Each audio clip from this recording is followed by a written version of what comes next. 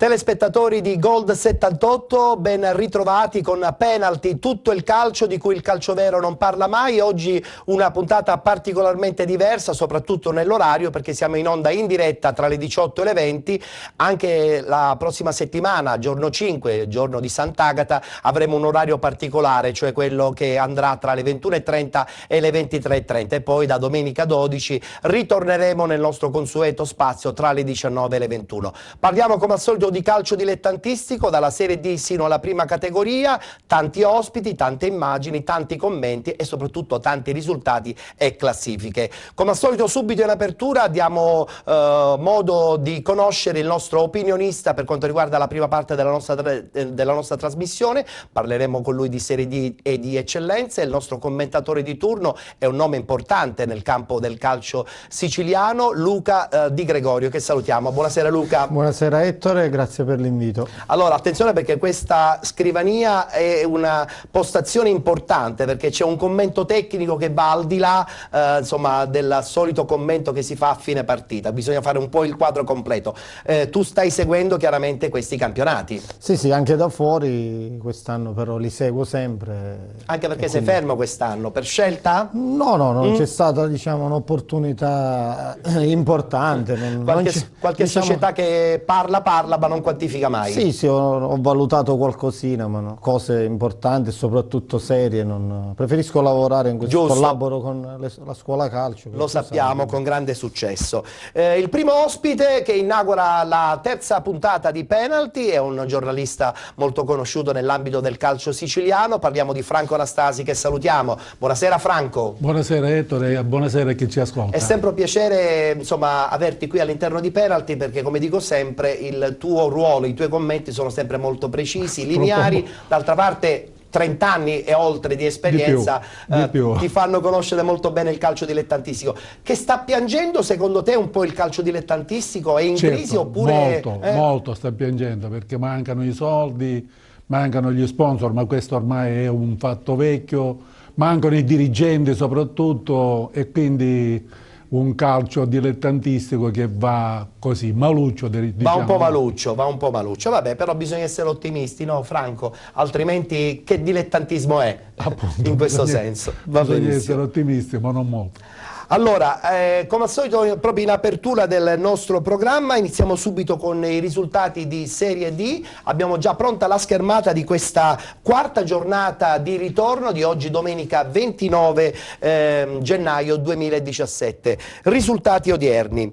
Roccella Versa Normanna 2-2, Due Torri Pomigliano 0-3 a tavolino. Il Due Torri, come tutti ben sanno, non partecipa più a questo campionato di Serie D. Città di Gela batte Gladiator 1-0, Sersale Igea Virtus 1-0, a Sarni Palmese batte Sarnese 1-0, Cavese rende 2-2, Frattese batte San Cataldese 4-0, vittoria importantissima della Sicula Leonzio a Gragnano per 3-0 e vittoria anche fuori casa della Turris a Castrovillari per 1-0. Adesso la lettura subito della classifica odierna che ha subito notevoli cambiamenti. In testa a questo punto abbiamo la Sicula Leonzio, pensate un po', con 43 punti. A seguire Igea Virtus con Cavese rende 41, Città di Gela 37, Turris 34, Palmese 33, Pomigliano 32, Frattese 30, San Cataldese 29, Gladiator 28, Città di Gragnano 25, Aversa Normanna 24, Sarnese Roccella 18, Castrovillari 13, Sersale 8. Il Due Torri, come tutti ben sanno, è stato escluso dal campionato dopo aver perso anche a tavolino ben 4 partite. Prossimo turno si giocherà chiaramente anche domenica prossima, domenica 5 febbraio 2017. Sarà la quinta giornata di ritorno. Il tabellino che guardiamo insieme prevede Due Torri Castrovillari, che come appunto tutti sanno non si giocherà, il Castrovillari ha quindi vinto già a tavolino, Turris Cavese, Città di Gela Città di Gragnano, Pomigliano Frattese, Rende Gladiator, Palmese Igea Virtus, San Cataldese Sarnese, Sicula Leonzio Roccella, Aversa Normanna Sersale. Allora, Luca Di Gregorio, partiamo da un punto fondamentale, una vittoria importante della Sicula che ha permesso a questo punto alla squadra del presidente Leonardi di balzare in testa, anche se volendo l'Igea Virtus ha una partita in meno. Sì, vittoria importante e soprattutto approfittato del pareggio della Cavese e del Rende, quindi la Leonzio a questo punto non si può più nascondere, ma non si nascondeva neanche prima con la società. Vedi assoluta candidata alla vittoria finale? Assolutamente sì, sicuramente con la Cavese, con il Rende, l'Igea rimarrà sicuramente sempre in quelle zone lì, anche se ora sta mollando un tantino. La società, la Leonzio, è assolutamente compatta, ha fatto acquisti importanti, quindi non si può più nascondere. Secondo me no, ma non si nascondeva neanche prima, ha cambiato allenatore, ha preso un allenatore di nome, un allenatore che ha fatto la Serie A, ecco, non si nascondeva neanche prima, quindi a maggior ragione ora adesso, quindi ora vedo anche il calendario, la prossima domenica è anche favorevole, ecco, per allungare ancora.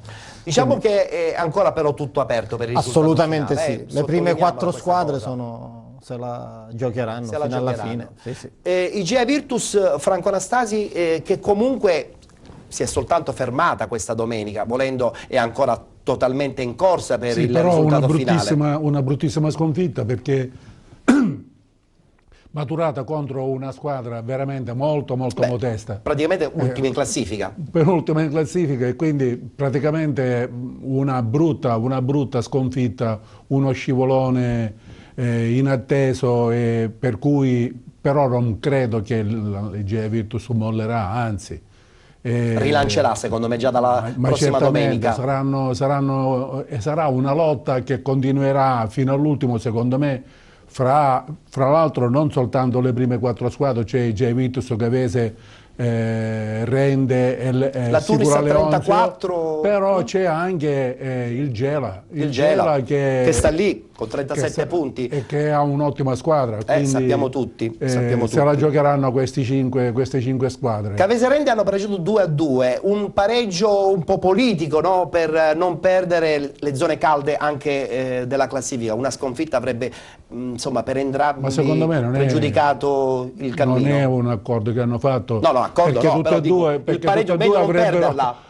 Tutte e due avrebbero voluto vincere sicuramente, proprio perché una vittoria avrebbe consentito a una delle due di balzare al comando della classifica, quindi un pareggio che li frena entrambe. È vero, è vero. Sarà stata una battaglia, d'altra parte sappiamo benissimo che ogni partita in Serie D è sempre una battaglia, no? Sotto questo punto di vista. Voglio sentire il tuo parere sulla San Cataldese, che seppur oggi perdendo rimane comunque una squadra che insomma non dovrebbe avere problemi. Rimane una squadra che è stata, credo, attrezzata per rimanere in categoria, quindi per salvarsi, e quindi anche pur perdendo in malo modo nell'anticipo, credo, di sabato, sì, non penso che avrà problemi a rimanere in questa categoria. Sicula Leonzio la prossima settimana una partita abbordabile con il Roccella, come sì, dicevo, tra poco. Tra l'altro ci collegheremo con il nostro inviato Enzo Sortino per conoscere un po' più i particolari della bella vittoria della Sicula. Sì, dicevo appunto il calendario di domenica prossima, lei è ancora favorevole, ha in casa il Roccella, quindi mentre l'Igea sarà fuori, la Cavese avrà il derby con la Turris, cioè quindi un'altra giornata che può essere positiva per i bianconeri. Allora a questo punto Franco, mi confermi che il Gela anche per te non è soltanto uno scomodo avversario, un intruso? No, lo vedi potenzialmente anche attrezzato per fare il salto? Ma senza dubbio, per potenzialità, è che il problema di Gela come città, e lo dimostra anche il Terranova nell'eccellenza che si è ritirato. Anche il Gela, come sappiamo, c'è stato un momento all'inizio, insomma, crisi, sembrava veramente che quasi la squadra non si iscrivesse il presidente al campionato. Sembrava volesse ritirarsi dopo aver conquistato la promozione in Serie D. Ci sono sempre questi problemi a Gela che non si capisce per quale motivo, una volta perché c'è l'amministrazione comunale che non collabora, una volta per il campo, insomma ci sono sempre motivi per stare sempre in allarme, però la squadra c'è.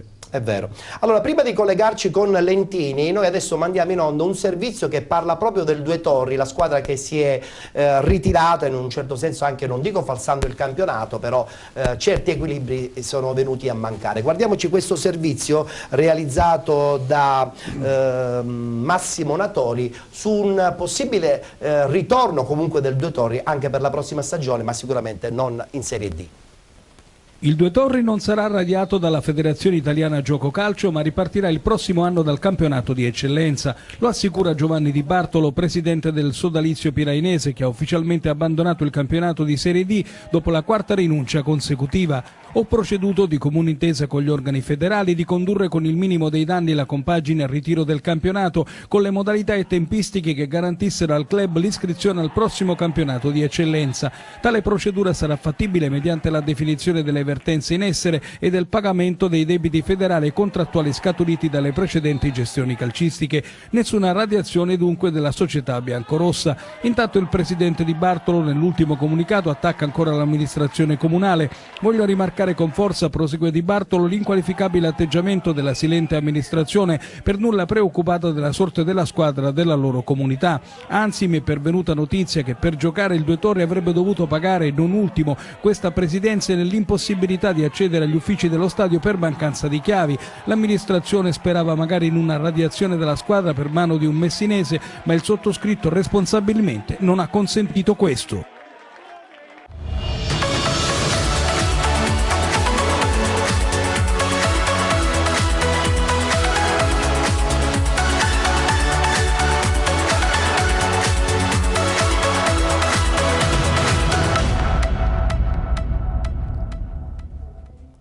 Tra poco sentiremo comunque anche il parere dei nostri ospiti sulla situazione Due Torri, perché prima ci colleghiamo con Enzo Sortino, che ha seguito per noi la vittoria importantissima della Sicula a Gragnano, una vittoria sonante, 3-0. Enzo, sei in linea, pronto? Sì, buonasera Ettore, buonasera ai tuoi ospiti che sono anche amici miei. Assolutamente. Allora, vittoria importantissima fuori casa, a questo punto non ce n'era bisogno, però lo gridiamo ad alta voce, la Sicula dirà sicuramente la sua in questo campionato, ha raggiunto la vetta, non può più nascondersi. Come è andata oggi? Esatto, volevo dire appunto proprio questo, la vittoria di oggi conferma ancora di più, ce ne fosse bisogno, che la Leonzio vuole addirittura la Lega Pro. Lo dimostra il 3-0 fuori casa e vincere a Gragnano in un pomeriggio dove si poteva giocare veramente, il campo era in perfette condizioni, c'era un po' di freddo, ma questo è ovvio. Dunque squadre ben allenate, ma è stata la Leonzio a fare la partita, ha avuto solo 2 occasioni, il Gragnano, il primo che ha colpito un palo e poi dopo c'è stato quasi alla fine della partita un tiro che ha sfiorato il montante. Per il resto c'è da dire che le reti di Ricciardo al 21esimo hanno messo al sicuro il risultato, mentre alla mezz'ora c'è stato il rigore di D'Amico parato in un primo tempo dal portiere locale, mentre poi lo stesso D'Amico è stato bravo a mettere in rete. Dunque non c'è stata più partita, nel secondo tempo c'è stato qualche cambio e c'è stato Lia che è andato al posto di Marino e proprio Lia al 48esimo del secondo tempo ha portato definitivamente a 3 le reti per la Sicula Leonzio, una Sicula Leonzio che adesso non si può più nascondere. Settimana prossima, lo abbiamo detto anche con i nostri ospiti, partita abbordabile per mantenere la testa. E già c'è fermento a Lentini, a giudicare da social si deve riempire lo stadio in ogni ordine di posti. Figura di quanto entusiasmo c'è attorno a questa squadra ben diretta dal presidente Leonardi e dal tecnico Ciccio Costa. Benissimo, grazie Enzo, come al solito sempre preciso e puntuale il tuo commento tecnico sulla partita della Sicula. Una buona serata, buon proseguimento. Grazie ad Enzo Sortino, il nostro inviato per la Sicula in Serie D. Poc'anzi abbiamo mandato in onda, Franco, un servizio sul Due Torri per far capire un po' a tutti che comunque il Due Torri non verrà escluso dal campionato anche la prossima stagione, quindi ripartirà dall'eccellenza. C'è tanta amarezza comunque anche in questa scelta. Che riparta dall'eccellenza non ne sarei così sicuro. Beh, così come hanno detto, perché abbandonare un campionato di Serie D in corsa non rientra nella normalità. Giusto. Quindi che una squadra retrocede nel corso del campionato o alla fine del campionato è una cosa. Una squadra che si ritira, che falsa il campionato al 100% non è la stessa cosa, quindi non sarei tanto sicuro. Ma il Due Torri vive in un paese dove ci sono pochissimi abitanti. È piccolissimo il centro, è piccolissimo. Quindi non è che l'amministrazione comunale, come dice Di Bartolo, il presidente... Ma io dico sempre anche una cosa, Franco, scusami se ti interrompo, ma mica le squadre le debbono fare le amministrazioni comunali, li debbono fare i presidenti che investono, ci credono o non ci credono. O sbaglio? No, non sbaglio per niente. Una volta i presidenti, chiunque poteva fare il presidente. Tanto c'era l'amministrazione comunale che pagava sempre l'amministrazione comunale. Ora non è più così, non è più così. Da diversi anni ormai. E meno male, devo dire, meno male. Quindi l'amministrazione comunale, tranne qualche rara eccezione, non possono elargire contributi così a pioggia. È vero, è vero. È chiaro che quindi sono i dirigenti che devono mettere i soldi. Sono assolutamente d'accordo. Una battuta anche con Luca Di Gregorio, si è d'accordo giustamente? Sono d'accordissimo con Franco da 25 anni, quasi 30. Quasi 30. Calco questi campi. Ha scritto tante volte di te, insomma, infatti, ti conosce benissimo. È un piacere sempre rivederlo. Da 25 anni che gioco, ho giocato in queste categorie, 25 anni che sento queste, diciamo, scuse tra virgolette. Condanniamole. Una società sa cosa costa un campionato di Serie D, di eccellenza, di promozione. Ancora prima di iniziarlo non si può aspettare, diciamo, l'amministrazione ti può dare il campo, ti può favorire per appunto le strutture che ci sono, ma tutto il resto non credo che può. Ma questo è sempre un modo nostro per gestire. Diciamo, di gestire. Il calcio dilettantistico è dilettantistico nel momento in cui anche i giocatori sono dilettanti, ma anche i dirigenti sono dilettanti e come seconda occupazione giustamente fanno anche dello sport. Però è anche vero che più sali di categoria e più sicuramente ci sono dei costi.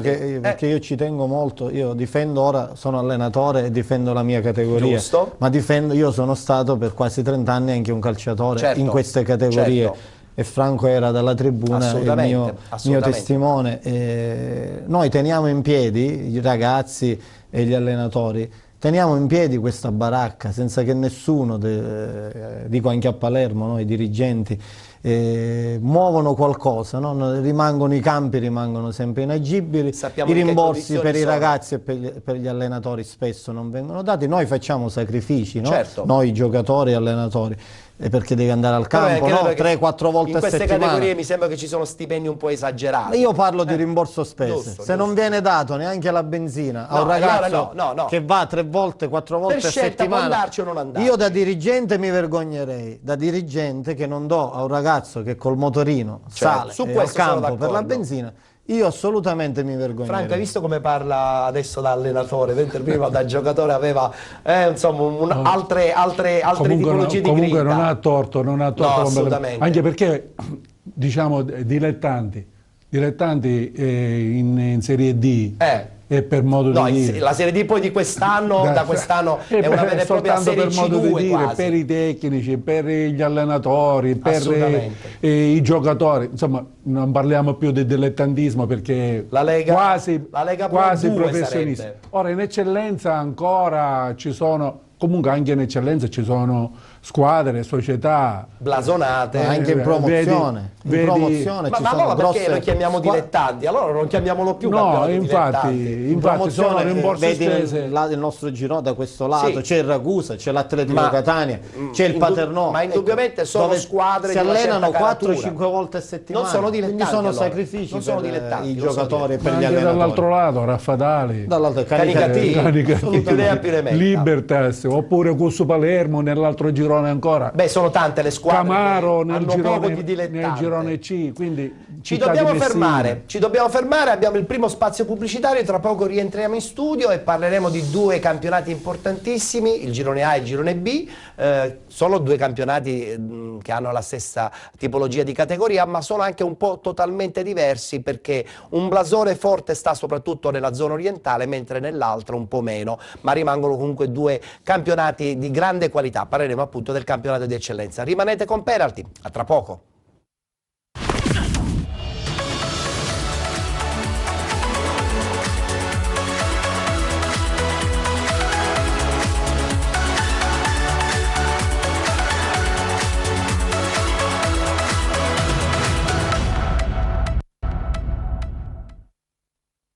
Amici di Penalty, per le prossime 2 domeniche si cambia orario. Su Gold 78, canale 78 del digitale terrestre, Penalty, domenica 29 gennaio, racconterà il calcio dilettantistico siciliano dalle 18 alle 20. E domenica 5 febbraio andrà in onda dalle 21:30 alle 23:30. Penalty, tutto il calcio di cui il calcio vero non parla mai. Su Gold 78.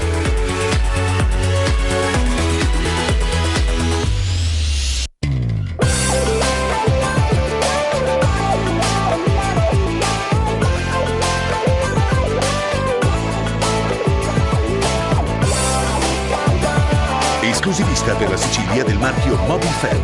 Infoline 336 9207 27. La migliore qualità, la scelta giusta al servizio di tutti gli automobilisti. CRA, Consorzio Ricambi Auto, azienda leader nella ricambistica con le migliori marche del settore. Quando è importante la scelta, frizioni e volani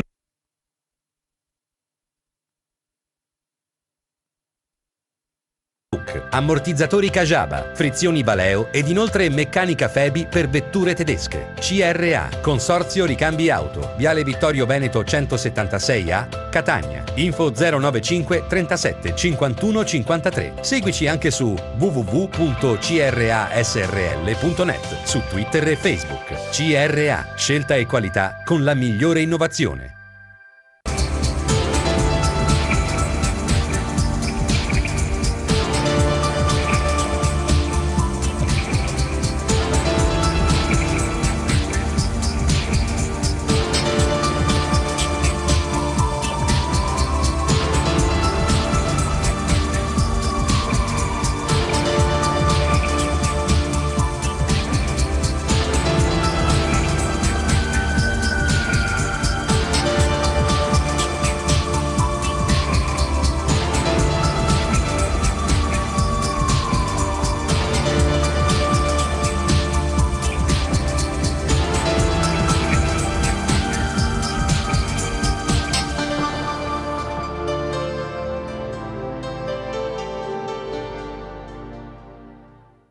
Amici di Penalty, per le prossime 2 domeniche si cambia orario. Su Gold 78, canale 78 del digitale terrestre, Penalty, domenica 29 gennaio, racconterà il calcio dilettantistico siciliano dalle 18 alle 20. E domenica 5 febbraio andrà in onda dalle 21:30 alle 23:30. Penalty, tutto il calcio di cui il calcio vero non parla mai. Su Gold 78.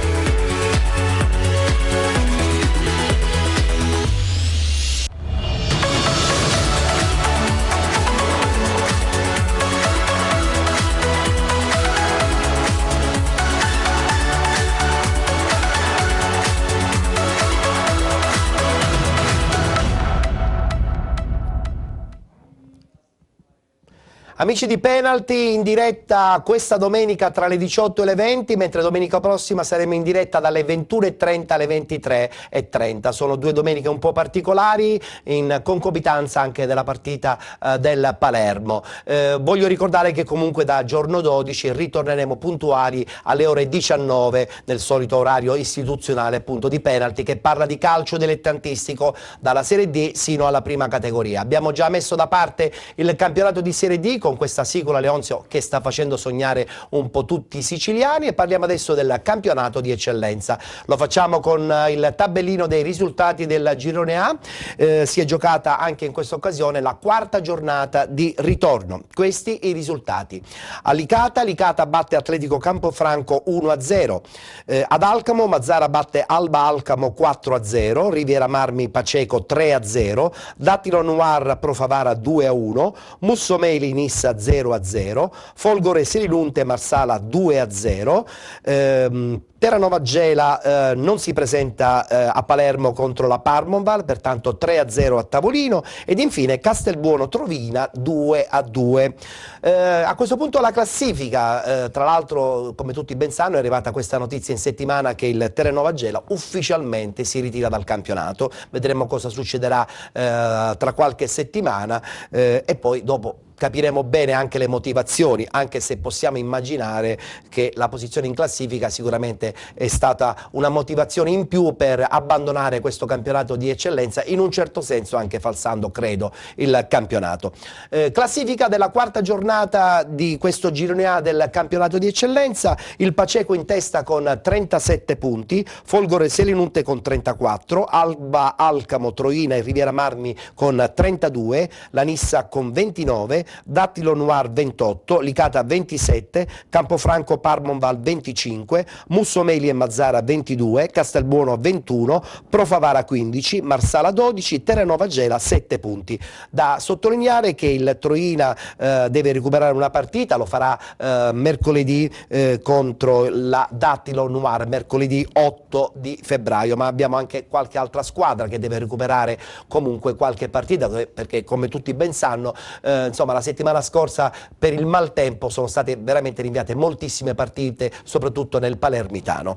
Prossimo turno, quinta giornata di ritorno, si giocherà, abbiamo detto, domenica 5 febbraio, giorno di Sant'Agata per noi catanesi. Questi gli incontri: Atletico Campofranco Alba Alcamo, Paceco Dattilo Noir, Troina Licata, Marsala Mazzara, Folgore Selinunte Mussomeli, Nissa Parmonval, Profavara Castelbuono ed infine Terranova Gela Riviera Marmi.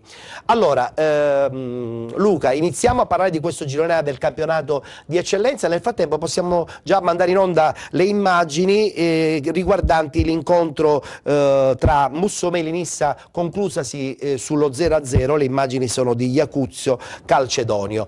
Allora, cosa dobbiamo dire su questo girone A? Salta all'occhio subito la sconfitta del Paceco, della capolista, e dell'Alcamo in casa 4-0. Questi sono forse i risultati più a sorpresa. Sul Mazzara, ecco, insomma, che va a vincere ad Alcamo nessuno se l'aspettava. Questo no, infatti questo è un risultato a sorpresa, anche se devo dire che il Troina e il Paceco devono recuperare ancora partite, quindi la classifica, ecco, potenzialmente può succedere di tutto. La Folgore si avvicina, però se non si completa il quadro dei risultati la classifica non si può delineare, anche se Paceco, io Folgore, guardo quei campi di Mussomeli e di tanti altri centri siciliani e mi rendo conto che è una quasi follia giocare un campionato di eccellenza in questi campi che sono in terra battuta. Giustamente quando piove succede quello che succede. Questo non è calcio, ecco, io sono si tenta molto di critico in classificarlo come calcio? Assolutamente, io sono per appunto in questi campi nei dilettanti si deve cercare di giocare a calcio, che non dico di fare il sintetico,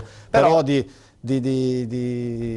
avere un campo dignitoso, ecco, quello che abbiamo non visto, penso proprio che sia un campo dignitoso. Non è calcio quello, assolutamente. Battuta sul Troina, perché poi voglio sentire Franco Anastasi. Il Troina non so se è una sorpresa, sicuramente ha fatto un grosso campionato, perché la squadra è quella, non è quella degli altri anni, si è rafforzata. Peppe Pagana, esperto allenatore, amico, io penso che ne sentiremo parlare sempre di più. Finale di Coppa Italia col Milazzo, giocheranno mercoledì. Deve recuperare una partita, quindi vincendo si potrebbe mettere, ecco, a 35 punti, quindi non è una sorpresa, ma è veramente ha fatto un ottimo campionato finora, veramente alla grande. Freccia all'insù per Pagana, ma freccia all'insù anche per il Paceco, Franco, seppur oggi, insomma, innanzitutto si è diciamo fermato. Che per il Troina non è una sorpresa, perché il Troina, con la società che ha composto, con il presidente che ha i soldi, con un direttore generale di Claudio Cammarata di altissimo livello. Diciamo che lo staff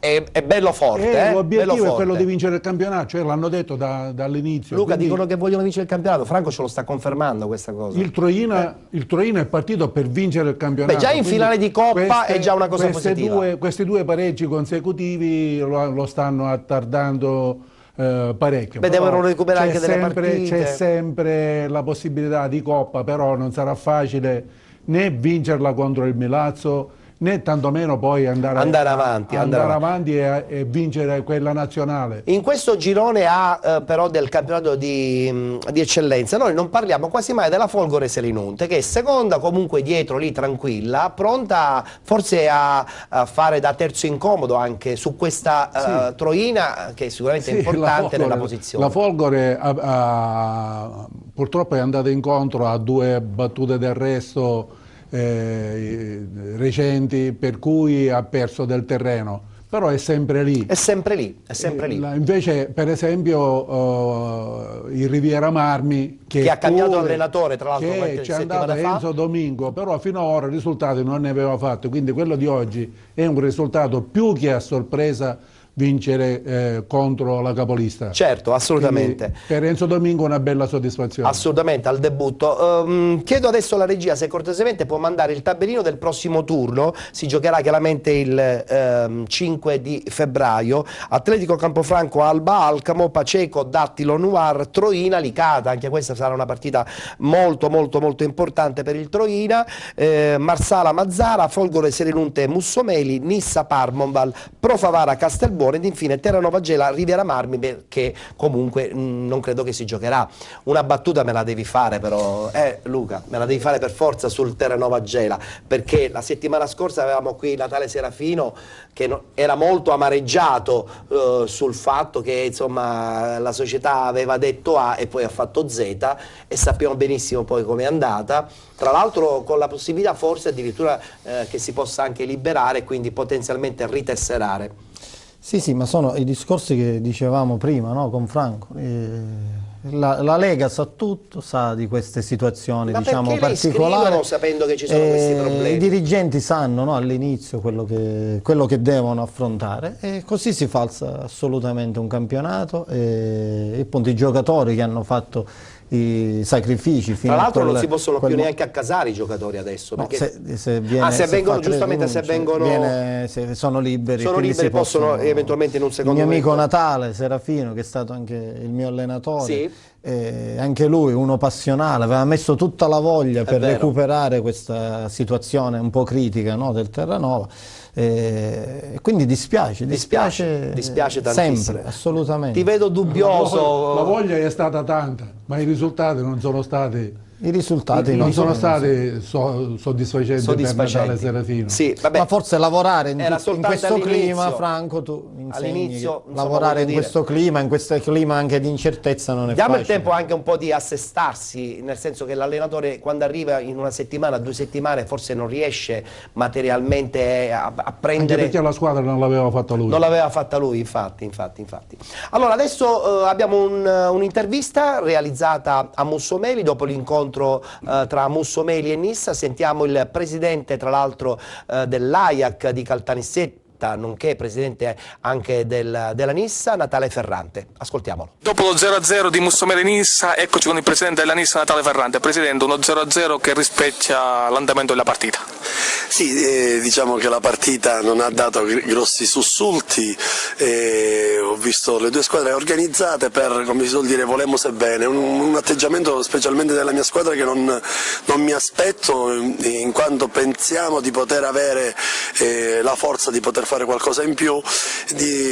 Mi dispiace veramente tanto il fatto di non portare a casa altri 2 punti che sarebbero stati importanti, sempre per gli obiettivi che ci siamo prefissati. Certo, Mussomeli è una squadra ben organizzata, anche loro hanno giocato in un campo, però ormai i campi sia il Palmintelli che il campo di Mussomeli sono in sabbia, quindi ci ritroviamo a giocare in questo tipo di campo un po' acquitrinoso, però va bene così. L'unico rammarico che ho è che la squadra non riesce ad avere quella mentalità del salto, di saper fare quel salto in più che potrebbe fare, perché ha la forza di poterlo fare.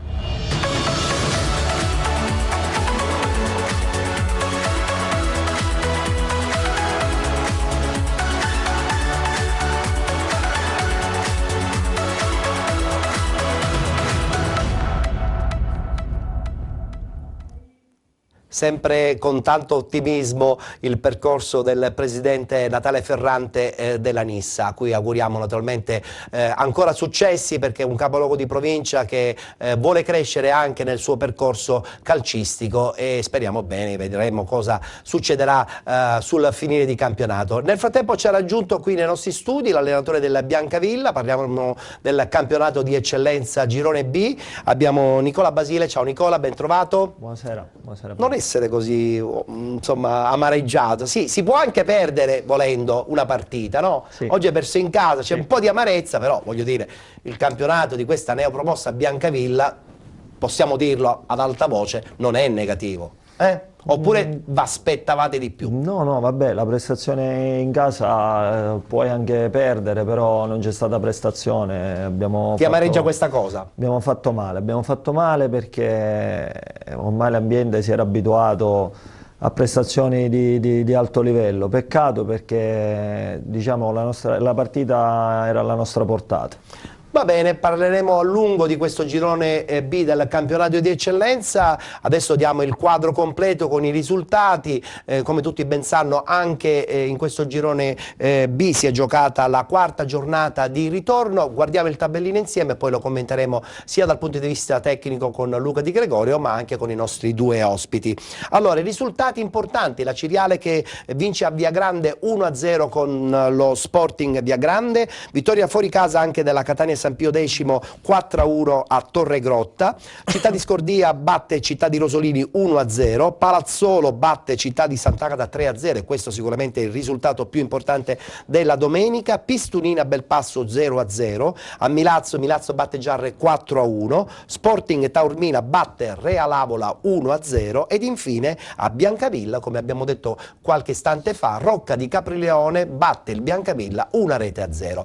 Classifica, anche lì insomma una classifica un po' rivoluzionata con questa sconfitta del Sant'Agata di Militello. Infatti la Ciriale raggiunge la vetta, guardiamo il tabellino, Città di Sant'Agata di Militello e da Ciriale 41 punti, Palazzolo e Milazzo 39, Catania San Pio X 38, Giarre Città di Scordia 29, Città di Rosolini Sporting Taormina 26, Biancavilla, Real Avola, Rocca di Caprileone 24, Sporting Viagrande 23, Pistunina 11, Belpasso 10 ed infine Torregrotta con 2 punti.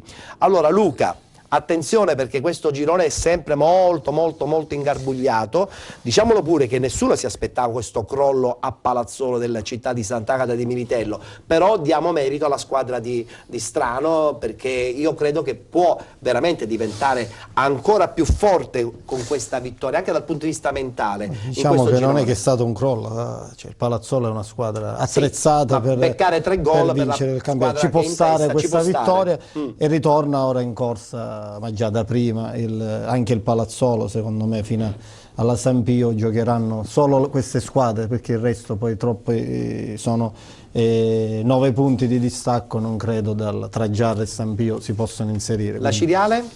La Ciriale è la favorita, no? Sentivo in settimana il mister Anastasi diceva che il favorito era il Palazzolo. Un mese fa diceva che era la San Pio, lui dice credo che invece è la Ciriale, è la Ciriale, perché è naturale che la Ciriale per blasone, per città, per squadra, per Pasquale Sanseverino ha costruito insieme alla società una squadra, penso, per vincere il campionato. Le altre sono lì per non dico disturbare, se la giocherà perché il Palazzolo secondo me fino alla fine se la giocherà, ma penso anche alla San Pio, il Sant'Agata e il Milazzo. Però la favorita secondo me resta la Ciriale, sicuramente. La Ciriale. Franco, ma la Ciriale potrebbe sulla carta vincerlo questo girone, siamo contenti perché sappiamo tutti che è una squadra di grande qualità e di grande elevatura e poi ha un blasone. Ma il prossimo anno c'è l'interregionale, cosa vuol dire? Che bisogna insomma riorganizzarsi sia a livello societario ma anche dal punto di vista economico, perché la Serie D non è l'eccellenza. Ma già l'eccellenza costa tanto. Già l'eccellenza costa tanto, però non vorrei come al solito che si arriva poi, perché è giusto arrivare in interregionale, il pubblico si aspetta qualcosa di più, i tifosi vogliono qualcosa di più e la Ciriale puntualmente insomma non... Sì, ma non ha vinto la Ciriale il campionato, lo potrebbe vincere, lo potrà vincere, però sono 5 squadre che sono in lotta, che non sarà così semplice mandarle a casa tutte e 4. Indubbiamente, però quindi, io credo, momento, che dopo 2 pareggi, Ciriale, no? dopo 2 pareggi il Sant'Agata e una sconfitta naturalmente in fase calante, ma questo l'aveva già previsto Pippo Strano, l'allenatore del Palazzolo, che avevo intervistato in settimana. E non è vero che è una sorpresa, il Palazzolo punta a vincere il campionato. Ma allora chi è che lo deve perdere questo campionato? Cioè praticamente il campionato è veramente bellissimo, è equilibrato. Oh. E domenica c'è Acireale Palazzolo, anzi e saranno gli scontri diretti a decidere. mi avete dato uno Sant'Agata spunto, mi avete dato uno spunto, perché adesso dalla regia chiamo subito la schermata del prossimo turno, perché insomma effettivamente il prossimo turno sarà scoppiettante. Si giocherà giorno di Sant'Agata e gli incontri sono Catania e San Pio X Biancavilla, e lì insomma sarà dura per la squadra di Basile. Adesso sentiremo un pochettino cosa dovrà, non dico inventarsi, ma come dovrà lavorare tutta la settimana per ricostruire anche probabilmente un po' di mentalità all'interno dello spogliatoio. Città di Rosolini Giarre, Città di Sant'Agata Milazzo, anche questo è un incontro importante, Scordia Pistunina, l'incontro clou sarà sicuramente questo Acireale Palazzolo, Belpasso Sporting e Taurbina, Rocca di Capraleone Sporting Via Grande ed infine Realavola Torregrotta. Effettivamente questo girone B del campionato di eccellenza c'è anche Sant'Agata Milazzo e c'è, appunto l'ho detto, Città di Sant'Agata Milazzo, anche questo è un incontro importantissimo ed è la conferma che questo girone B ogni domenica e soprattutto quest'anno sta veramente regalando emozioni una dopo l'altra e sorprese invece come quella di Basile con oggi. Basile che un po' ci ha sorpreso con questa sconfitta, però vabbè, abbiamo detto che ci può anche stare, però dalle tue battute Nicola sottolineavi che la squadra forse non ha reso come avrebbe dovuto. Che cosa è successo? Col mio staff abbiamo analizzato un po' di cose. Noi in 16 giorni abbiamo fatto 4 partite. E so troppe secondo me. Perché abbiamo recuperato la partita col Giarre, dovevamo giocare l'8, abbiamo giocato l'11. Sì. Poi abbiamo giocato in casa con Sant'Agata, poi abbiamo giocato ad Acireale mercoledì scorso.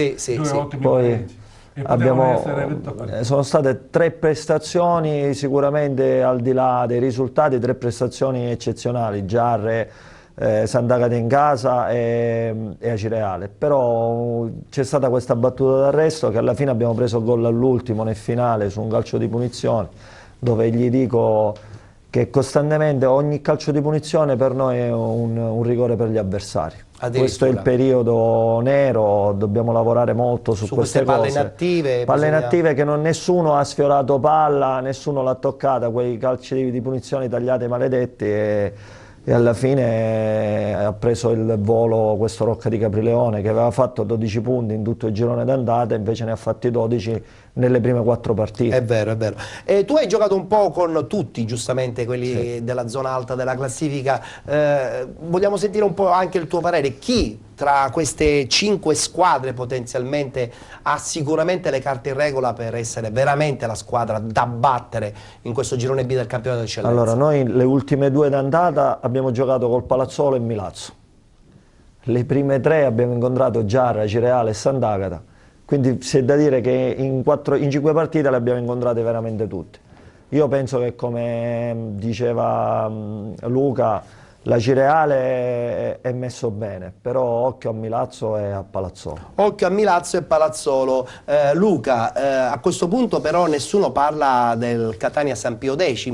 Volendo potrebbe anche, insomma, questa squadra di Pidadella cercare di entrare nel novero delle squadre che possono dire la loro nel non è volendo, sono i 38 punti che ha, quindi guardando la classifica dalla vetta, e quindi secondo me Orazio se la giocherà, Pidatella se la giocherà fino alla fine, perché la classifica gli dà ragione, quindi oggi ha fatto un altro risultato positivo, e quindi secondo me fino alla fine, io dico fino alla San Pio si giocheranno questo campionato, tutte e 5. Nella zona bassa della classifica per fortuna quest'anno bene o male i giochi sono fatti, perché abbiamo detto che il Torregrotta è un po' insomma tagliato fuori. Il Torregrotta già è fuori e credo che i play-out, se c'è il distacco dei 10 punti, non si faranno neanche i play-out. Quindi questo girone B è solamente per la zona alta della classifica. A questo punto sì, dalla San Pio in poi, perché Giarra e Scordia, lo Scordia sta risalendo, il Giarra ha fatto come primo anno la nuova società,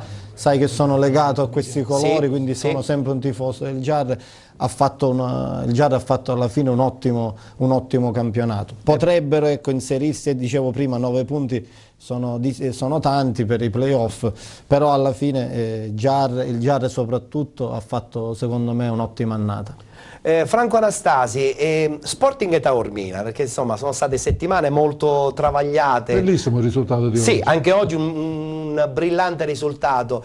Dopo tante polemiche, insomma, battibecchi e non, scuse ufficiali ed è una cosa bella, no? Insomma, quando un presidente e uno staff tecnico ammettono i loro sbagli è una cosa che va lodata. Sono state fatte delle scuse ufficiali nei confronti di un giornalista. Da quel momento in poi sembra un po' cambiato il vento anche a Taormina, no? Insomma, si sono ricompattati. Vincere contro la San Pio non è stato un risultato da nulla. Però, tornando al discorso che faceva Luca Di Gregorio, perché non ci dovrebbero essere play-out? I play-out ci saranno sicuramente. No, se il distacco rimane così. Ma quale distacco? Qua ancora il distacco non ce n'è. Il bel passo a 10 punti. Bel passo a 10 punti sulla carta potrebbe... E quindi retrocedono in due. Retrocedono, ma 4 fanno i play-out. Sì, ma c'è sempre il discorso dei famosi 10 punti in meno. E la Pistonina che ne ha 11. Ne ha 11, potrebbe rientrare. Ancora non è detto, nel senso che se la Pistonina continua a non fare punti, il bel passo non fanno i play-out. Non fanno i play-out, ma la terzultima con quella che è più alta in classifica. Sì, se c'è il distacco. Ad esempio, se il campionato finiva oggi, i play-out c'erano senz'altro. Il Via Grande e Biancavilla facevano i play-out. Certo, in questo momento ufficialmente sono nei play-out. Abbiamo un collegamento telefonico adesso con Scordia, come al solito Lorenzo Gugliara, che ci parla di questo... No, non ce l'abbiamo dopo, benissimo. Okay, allora tra poco ci collegheremo con Lorenzo Gugliara. Nicola, però è anche vero che questo Biancavilla è in un campionato importante quale quello di eccellenza, è una neopromossa. Sì. Io credo che anche la stessa società comunque deve stare tranquilla, gli stessi tifosi si devono rendere conto che questo è l'inizio di un percorso che vi ha portato anche in eccellenza, quindi va lodato anche l'impegno da parte di tutto lo staff tecnico e dirigenziale. Allora il problema non è un problema societario o un problema tecnico, il problema è uno: noi veniamo da 2 anni dove siamo abituati male, nel senso, fortunatamente vincevamo quasi tutte le domeniche, quindi arrivare in un campionato d'eccellenza e a fare bei 22 punti nel girone di andata, che sono parecchi. Sono parecchi, chiaro. E magari qualcuno si era pensato che poteva fare qualcosa in più o che la salvezza arrivasse più tranquilla. E invece? Diciamo che noi dal nostro canto abbiamo le prime 4 partite sono state un tour de force.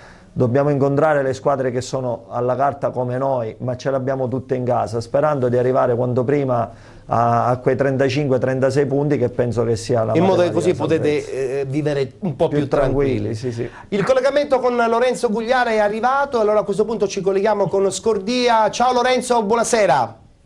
Buonasera a voi, buonasera a tutti. Ho appena finito di scrivere il mio pezzo per questa bella partita oggi a Scordia, tra Scordia e Rosolini, 2 belle squadre. Rosolini davvero una bellissima formazione messa bene in campo con ottime individualità.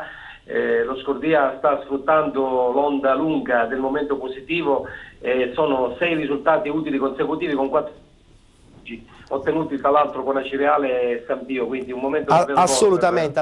Infatti adesso diciamo, il campionato ha preso una forma un po' più chiara per la squadra dello Scordia, però a questo punto ci state facendo un po' un pensierino per agganciare la zona playoff, anche se è un po' lontana? La zona playoff è distante 9 punti.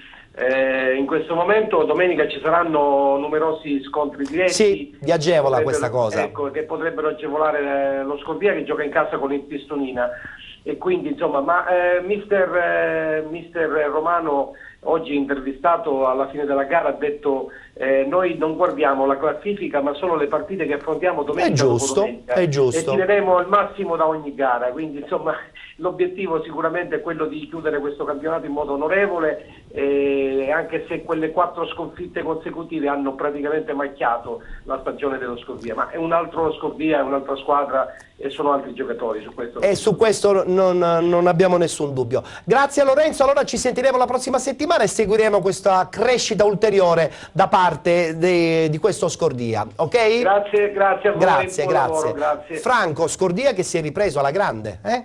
Sì, è vero, il Peppetto Romano l'ha dichiarato che ci crede, anche se sa lui per primo che sarà difficile inserirsi nella lotta per i playoff, perché già il campionato sotto questo aspetto è delineato, sono 5 squadre: Sant'Agata, Cireale, Palazzolo. Difficile che possa rientrare anche Milazzo lo Scordia ormai nei playoff, quindi un po' difficile. Già è fatta, sia anche per perché 9 punti sono sono tanti, sono tanti. 9 punti sono tanti. E non solo, e poi le squadre da raggiungere sarebbero tante, quindi sinceramente mi sembra un po' difficile, però tutto è possibile nel calcio con i 3 punti. È vero, è vero. Allora, immagini di sottofondo del Biancavilla, perché mi servono per insomma, dare modo a Nicola di parlare di questa squadra che adesso si preparerà in una maniera diversa questa settimana, no? Sì.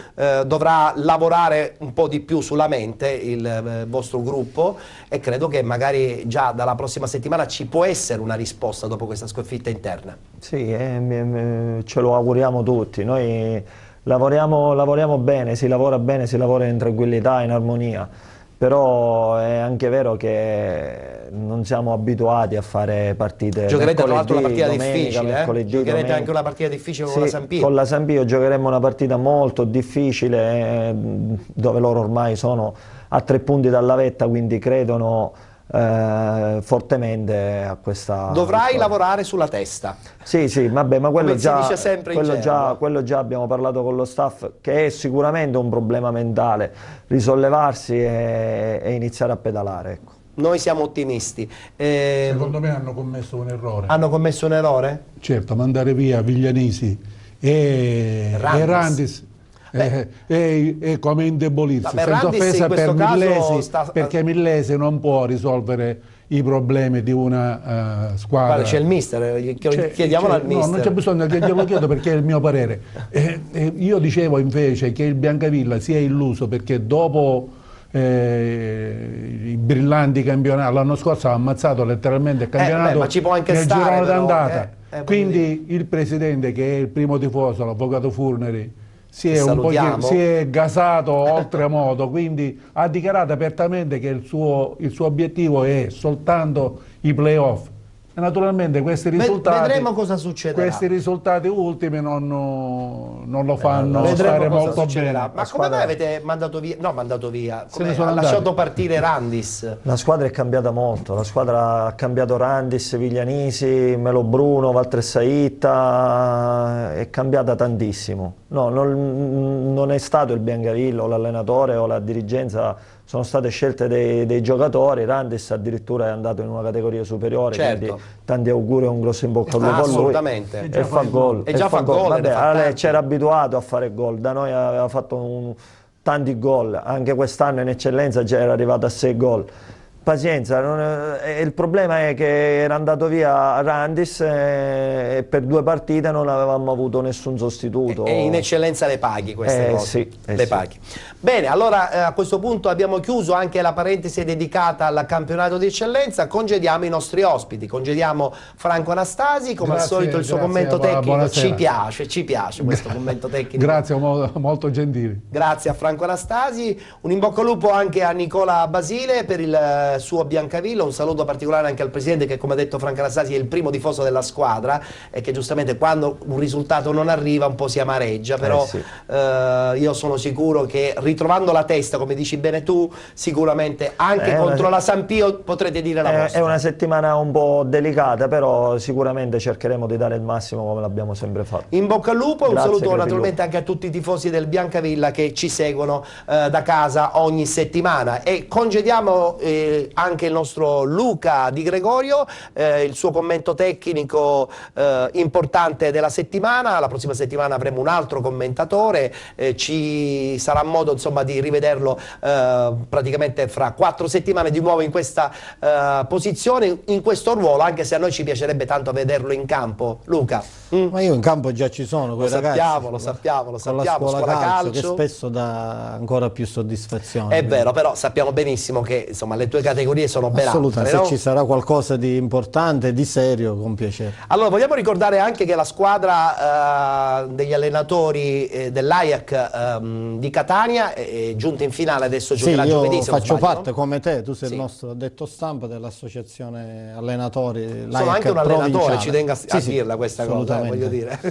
E quindi giovedì giocheremo al Campo Velletri con la nazionale dei magistrati, il trofeo di Catanese, il trofeo di Sant'Agata, siamo in finale e quindi ancora tiriamo calcio al pallone. Guardando la formazione i nomi sono importanti, no? Ricordiamoli alcuni nomi importanti, c'è Romeo, Pannitteri, Romeo, Lucio Tosto, Mascara, Nicola è invitato pure, Nicola che è invitato pure, del nostro Campanella, insomma. Ragazzi, è uno squadrone, diciamolo pure. Diciamo che calcio giochiamo un po' da fermi, però. Di vecchi, però la palla gira, da fermi giochiamo, però. Vabbè, no, un in bocca al lupo per questa finale che ricordo si giocherà giovedì, giusto? Giovedì 16:30, Velletri. Benissimo, grazie a Luca Di Gregorio, un in bocca al lupo. Adesso noi ci fermiamo, abbiamo un altro spazio pubblicitario, tra poco rientreremo in studio e parleremo del campionato di promozione, i 4 gironi del campionato di promozione e i 4 gironi su 8 di prima categoria. A tra poco.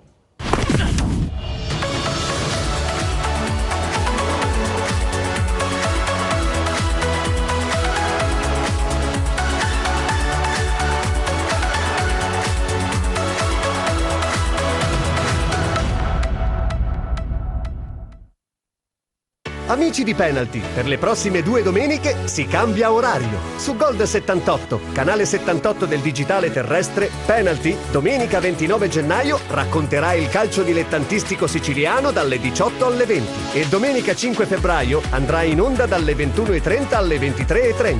Penalty, tutto il calcio di cui il calcio vero non parla mai. Su Gold 78.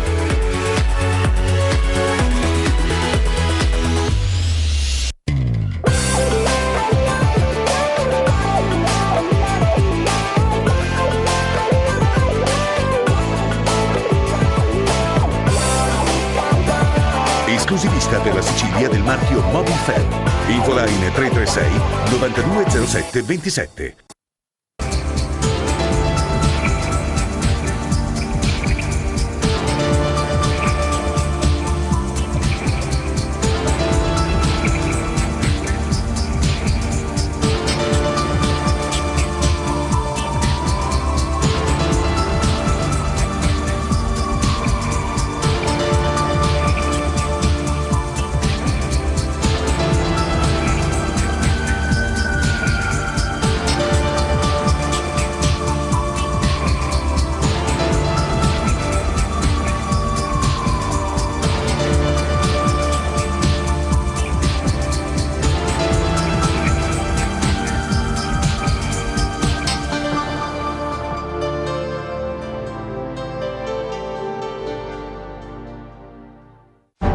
Decimos no al racismo.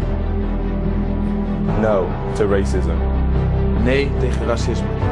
Non au racisme. No al racismo. No to racism.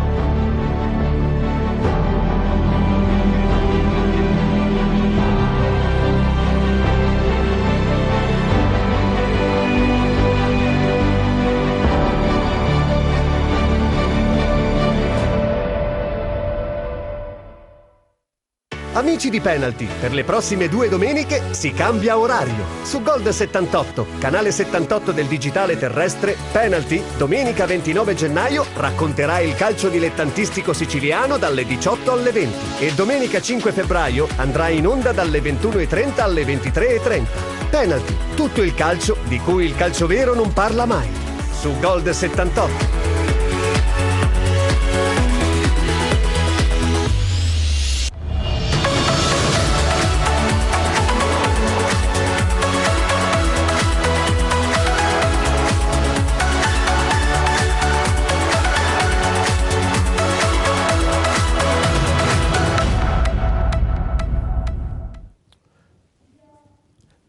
Siete con Penalty, tutto il calcio di cui il calcio vero non parla mai. Come tutti già ben sanno, queste due domeniche hanno subito diciamo una variazione per l'orario di emissione. Oggi, domenica 29, stiamo andando in diretta tra le 18 e le 20, poi passeremo la linea a Palermo perché si avrà modo di seguire anche la partita del Palermo Calcio, e poi settimana prossima, giorno di Sant'Agata, andremo in onda tra le 21:30 e le 23:30. Ma non vi preoccupate, amici di Penalty, perché comunque da domenica 12 febbraio si ritornerà nel consueto orario in diretta alle 19 per raccontare la domenica sportiva dilettantistica siciliana.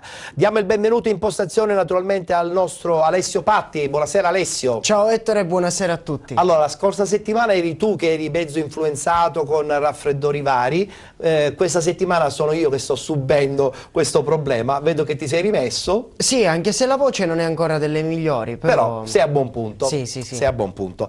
E a questo punto invece salutiamo i nostri due ospiti che sono arrivati per questa seconda parte della trasmissione Penalty. Abbiamo mister Ignazio Orefice. Buonasera a tutti. Tra l'altro non so neanche come classificarti: allenatore, dirigente, supervisore del Ciclope Bronte. Adesso ce lo devi dire tu in diretta, che ruolo hai a Bronte, perché tu sei l'anima di Bronte anche. No, l'anima è una parola molto grossa. Io praticamente quest'anno ho deciso di fare un passettino indietro dopo 3 anni molto dispendiosi, molto intensi, e invece la società che voleva dare un po' di scossa e non perdere comunque tutto quello che avevamo fatto aveva pensato di affidare la squadra a Gianluca Catania. Sì.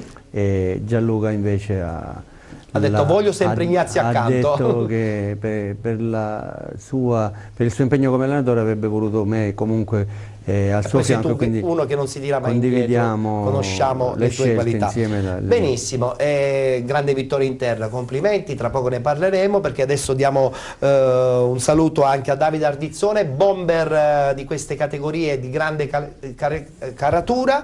Davide, Giardini Naxos quest'anno, sì, dopo la bella vittoria della scorsa stagione, insomma quest'anno un po' di sofferenza, però siete lì tranquilli, insomma probabilmente la società ha un obiettivo: intanto salvare la categoria. Sì, sicuramente l'obiettivo principale è quello di salvare la categoria. Sicuramente ci troviamo in una situazione che non ci aspettavamo, perché doveva essere un campionato molto più tranquillo, è stato riconfermato quasi nel totale il gruppo dell'anno scorso. Purtroppo ci ritroviamo in questa situazione, anche se grazie alla vittoria di ieri un po' si respira. Vi siete un po' ripresi, sì. E poi ancora insomma c'è tutto il girone di ritorno, non credo che ci saranno problemi. Nel calcio mai dire mai. Mai dire mai, giusto. Speriamo di no. Giusto. Allora, abbiamo tante cose da far vedere e sentire nel campionato di promozione, pertanto subito il girone A, subito i risultati di questa quarta giornata di ritorno, oggi domenica 29 gennaio. Questi gli incontri: a Canicattì, vittoria del Canicattì 3-0 contro l'Ares Menfi, Salemi Atletico Ribera 2-2, 5 Torri Trapani Campobello 1-1, Partini Audace Castellammare 1-1, Libertas 2010 vincente fuori casa contro il Gattopardo per 1-0, Nuova Sancis 3-1 a Casteltermini, Raffadali Ravanusa 1-1, Camarat Serra di Falco 1-0. Prima di sentire Alessio con insomma il suo quadro tecnico di questo girone A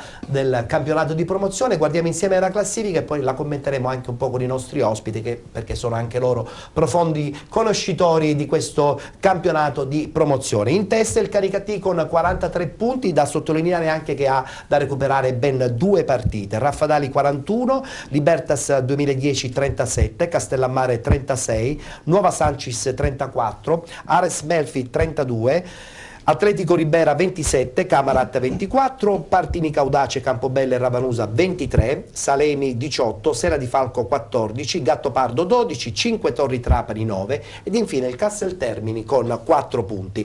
Certo, sono tante le partite da recuperare, Alessio, anche se però questa vittoria oggi del Canicattì in casa ha, credo, un po' delineato i valori di questo girone. Avremo sicuramente un quadro più chiaro dopo che tutte le partite saranno recuperate. Oggi a mio avviso è un po' una giornata crocevia in questo girone, perché Ci sono ancora tante partite da giocare, Ettore, il campionato è davvero lungo, però il Canicattì, oltre ai 2 punti di vantaggio che adesso la classifica recita, ha anche una partita in più da recuperare rispetto a Raffadali. Sì. Quindi se i punti di vantaggio dovessero diventare 5 non sono un abisso da recuperare, però per quelli che sono i valori del Canicattì poi non so fino a che punto il Raffadali avrà modo di recuperare, anche perché con il pareggio di oggi sono venuti fuori un po' i limiti di una squadra sì forte ma che non riesce forse a mettere il punto alla partita quando va messo. Allora attenzione, perché voglio sentire anche Ignazio su questo duello Raffadali-Canicattì, perché sono 2 squadre che hanno una grande voglia di rientrare soprattutto in campionati che hanno una certa caratura, probabilmente su tutti il Canicattì, perché sappiamo benissimo la storicità della squadra agrigentina. Ma io direi entrambi, perché mi ricordo del Raffadali anche qualche annetto fa ha fatto campionati importanti in promozione, vincendo la promozione, andando in eccellenza, del Canicattì che chiaramente ha una tradizione calcistica non indifferente, storico, direi. Avendo fatto anche i professionisti e non tantissimi anni fa. La famosa vecchia Serie C. La famosa vecchia Serie C. Potrebbero avere qualcosina in più, forse data dall'assetto societario, dall'abitudine a certe categorie, a gestire certe categorie. Certo, potenzialmente potrebbe avere anche 6 punti di vantaggio che non sono comunque pochi, visto che il giro di ritorno comunque è un altro campionato e ogni partita è sempre un in meno che da fare. Davide, Raffadali che quindi è ancora assolutamente in corsa, seppure con qualche partita in meno. Sì, sicuramente ancora sono in corsa, anche se credo che il Canicattini abbia qualcosa in più. Già l'anno scorso hanno gettato le basi. È vero, hanno fatto un girone di ritorno lo scorso anno, che hanno raggiunto poi la finale dei playoff, persa contro erano il anche Real favoriti contro il Real hanno perso la finale, sì. E comunque credo che alla fine la spunteranno loro. Però attenzione, perché Raffadali è una squadra tosta che ha già comunque quell'esperienza giusta e l'eccellenza per poterla poi dopo trasferire in promozione con una certa forza. Sì, sicuramente. Vedremo. Sarà dura fino alla fine, sarà anche dura fino alla fine. Se riescono con le partite da recuperare a creare un po' di distacco, poi sarà dura riprenderle. È vero, è vero. Girone B del campionato di promozione, subito i risultati di questa giornata. Villabate che insomma zoppica un po', ne approfitta il CUS Palermo. Guardiamo il tabellino dei risultati, proprio il CUS Palermo vittorioso in casa per 4-0 contro l'Acqua Dolcese. Città di Ganci batte Bolognetta 2-0, Città di Casteldaccia Geraci 1-1, Sinagra l'Iniziativa 1-0, a Barcellona Pozzo di Gotto la squadra di casa vince contro la Nuova Città di Caccamo per 2-1, Monreale Real Finale 3-0, Lascari Sant'Angiolese 1-0 e appunto il Futura che pareggia in casa contro la squadra in testa, il Villabate. Subito la classifica, perché poi c'è un breve commento e sentiremo e soprattutto vedremo la vittoria del CUS Palermo in casa contro l'Acqua Dolcese. La classifica vede in testa il Villabate con 42 punti, CUS Palermo 40, Sant'Angiolese 36, Nuova Città di Caccamo 34, Barcellona Pozzo di Gotto 28, Monreale Geraci 26, Real Finale 24, Futura 23, Lascari e Sinagra 22, Acqua Dolcese 21, l'Iniziativa 17, Città di Casteldaccia 16, Bolognetta 12, Città di Ganci 14, anzi ho sbagliato, Città di Ganci 14, Bolognetta 12.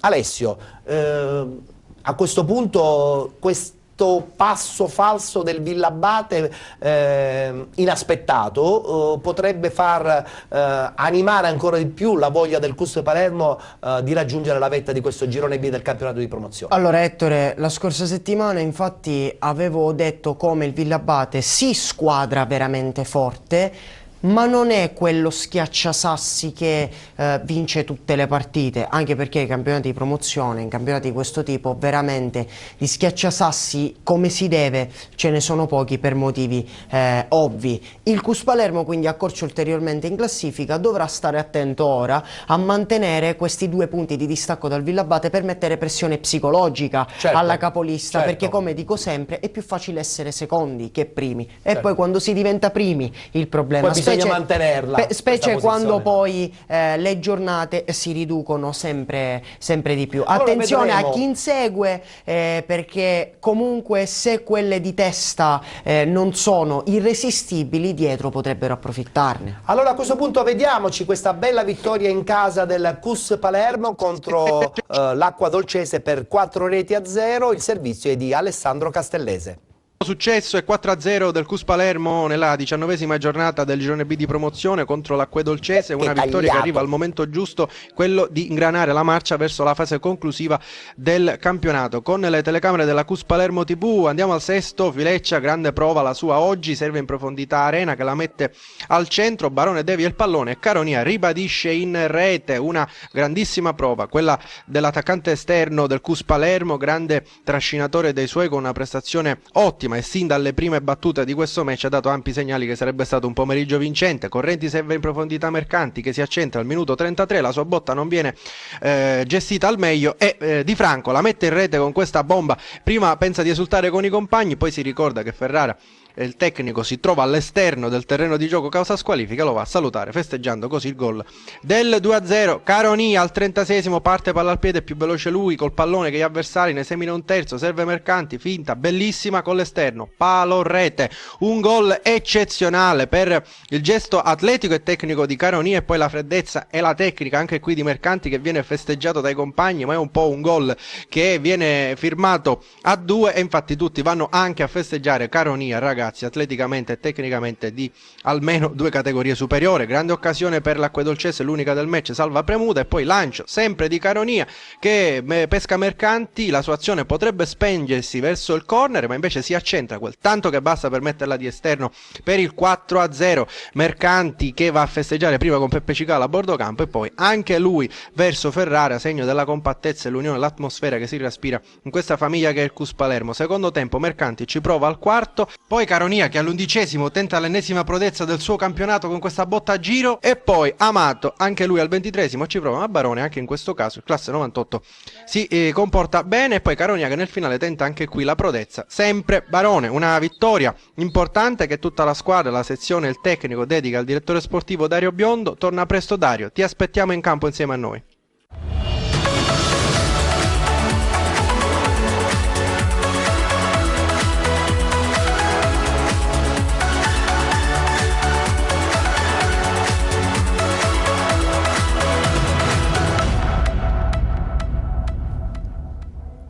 Davide, che vittoria importante, con questa vittoria a questo punto la squadra del Cus non può più nascondersi in questo girone B del campionato di promozione. Assolutamente no, penso che farà gara fino alla fine con il Villabate, adesso ha recuperato questi 2 punti. Anche qui sarà una lotta a 2 fino alla fine e se la giocheranno fino alla fine. Se la giocheranno fino alla fine. Tra l'altro, Ignazio, valutiamo anche una cosa importante, che il Cus Palermo lo scorso anno in eccellenza ha un po' sperperato insomma, i punti conquistati all'andata, poi alla fine retrocesso, però l'organizzazione del Cus sappiamo che è esemplare, soprattutto nel calcio dilettantistico siciliano. Ma è difficile, sai, perché ci sarà stata qualche motivazione per cui avevano fatto un giro di andata strepitoso l'anno scorso e poi si sono ritrovati con la retrocessione. Evidentemente qualcosa di storto è andato a livello societario, non solo... Può succedere, però dai. Però sono pronti per ritornare alla grande anche in eccellenza. Sì, però vincere un campionato poi ci sono molte incognite che pesano nell'economia di un'annata e poi a volte gli episodi ti condannano oppure ti reprimono al di là dell'organizzazione. È vero. Girone C del campionato di promozione, così avremo modo anche insomma di andare sul dettaglio con il nostro ospite Ardizzone. Allora, Giardini Naxos batte l'Aci Sant'Antonio per 6-0, Real Aci Calatabiano sospesa, Città di San Filippo del Mela perde in casa contro il Gescal per 2-1, Ionica vincente a San Biagio per 2-0, vittoria del Camaro nel big match contro la Messana per 2-0, Merì batte Messina Sud 5-3, Real Rometta perde in casa contro il Terme Vigliatore per 3-0, ha riposato il Città di Messina.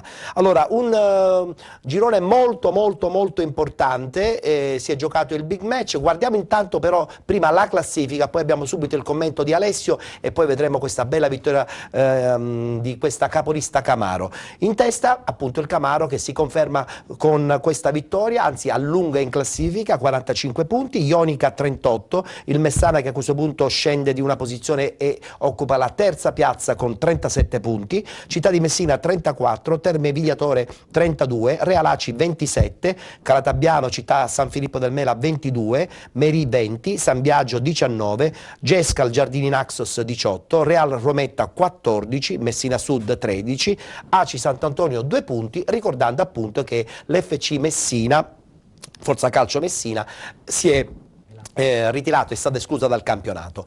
Commento tecnico e poi vedremo subito il big match che tra l'altro insomma si è giocato davanti a tantissima gente tra Camaro e Messana. E non mi stupisce per niente la cosa, Ettore, perché ciò che si preannunciava era una gara spettacolare che poteva mettere, e di fatto ha messo, un punto esclamativo sul girone C di promozione. Il Camaro vince 2-0 e balza a +7 sulla seconda in classifica. A questo punto, Ettore, vista la forza e il peso specifico della piazza di Camaro, della sua dirigenza e dei suoi giocatori, io credo che finisce qui. Il campionato è serio. Potrebbe finire qua, dai, siamo ancora soltanto alla quarta giornata. È sempre opinabile il Presidente la scorsa settimana ha messo le mani avanti, sì, stiamo facendo un bel campionato, però... È solo l'opinabile dichiarazione di un giornalista, ma per me il girone C di promozione è finito qui e il Camaro vincerà il campionato. Vedremo. Ionica seconda in classifica, Ettore, che può e ha gli strumenti per mantenere questa seconda piazza e comunque avere i pronostici dalla sua se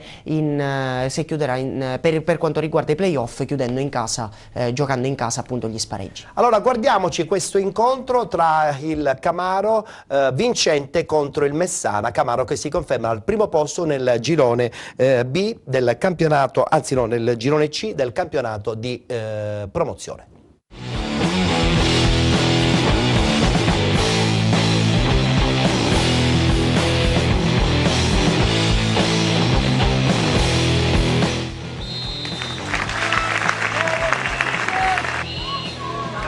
E inizia adesso il match tra Camaro e Messana.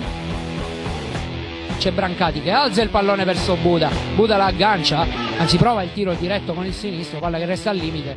C'è Cappello con il sinistro, cerca di servire Arena, ci prova Arena direttamente, il tiro debole dalle parti di Imbesi. Arena prova a lanciare direttamente verso Princi, la palla è buona, Princi aggancia con il petto, c'è su di lui Gentilesca, il tiro di Princi centrale, adesso Mondello la mette direttamente verso la porta.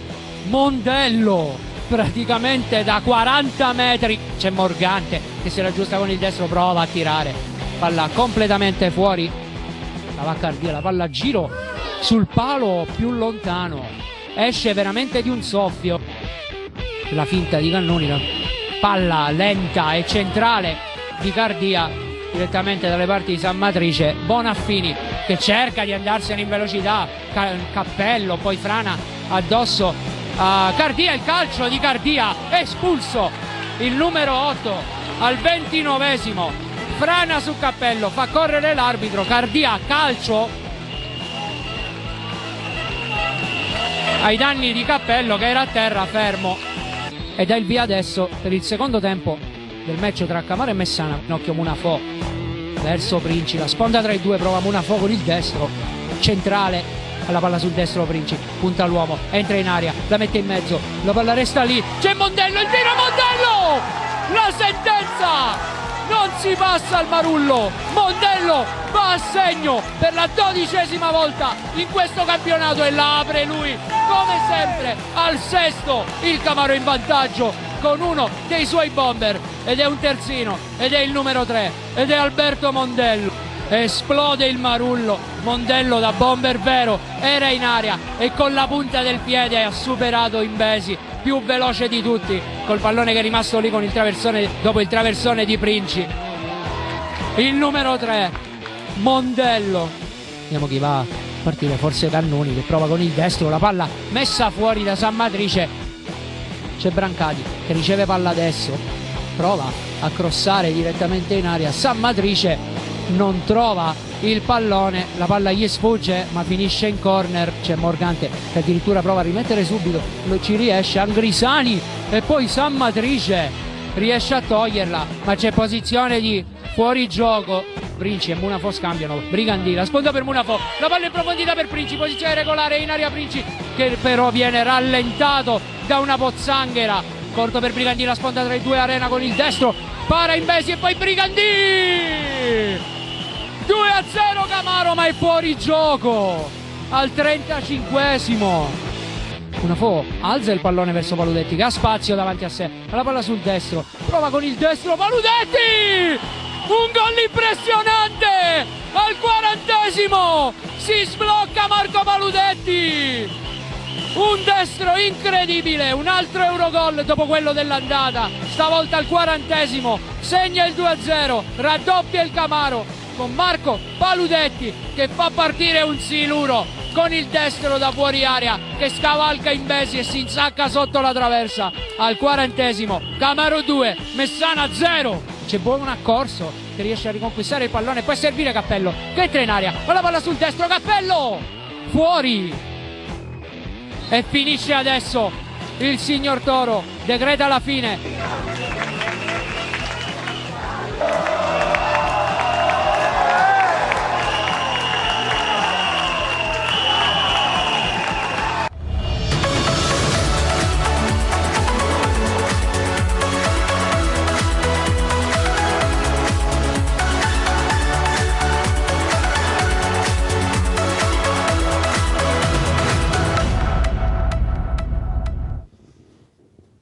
Che vittoria del Camaro, Ignazio, in un campo impossibile, però grinta, determinazione e la conferma che questo Camaro ha tutte le carte in regola, credo, per vincerlo questo girone, come giustamente ha anche detto Alessio. Intanto è meraviglio che abbiano giocato un big match in quelle condizioni, veramente campo impossibile. Al di là di questo il Camaro ha un'organizzazione di settore giovanile importantissima e fuori dalla media e la dimostrazione è il fatto che ce ne sono diversi in giro di ragazzi che fanno la Serie D e l'eccellenza. Sì, è vero. Quando poi decidono di non vedere nessuno, i campionati li fanno sempre di vertice e questo è il risultato. In sottofondo tra poco vedremo delle immagini riguardanti Real Rometta, Terme Vigliatore, perché tra poco ci collegheremo anche con il presidente, no? È per far capire che comunque tutta la zona del Messinese, Davide, è una categoria che viene molto seguita, ci sono molte realtà che hanno un seguito impressionante, no?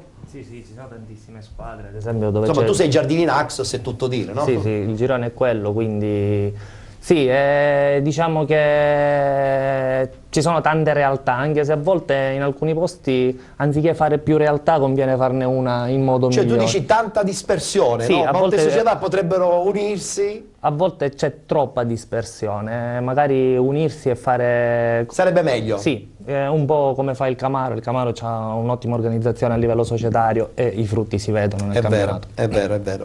Allora dovremmo collegarci tra non molto con il presidente del Terme Vigliatore, ne approfitto un attimo per scambiare una battuta veloce comunque con Alessio. È un girone dove adesso la Ionica insomma è diventata il terzo incomodo, no? Sì, d'accordo, è anche molto distante, però è lì, adesso è al secondo posto, addirittura con una partita in meno. Al secondo posto, sì Ettore, c'è da dire che stiamo parlando di un girone dove sono praticamente tutti dei derby, quindi comunque è anche vero che può succedere di tutto. Il Camaro bypassa questa regola perché ha una squadra veramente troppo forte, però Ionica, Messana, Città di Messina sono tutte squadre nei propri campi che difficilmente steccano, ma squadre che, per quanto forti possano essere, anche fuori casa faticano, perché stiamo parlando di un campionato di promozione dove ci sono dei derby. Sicuramente non hai vita facile. Per esempio oggi quella del Terme Vigliatore è una vera e propria prova di forza,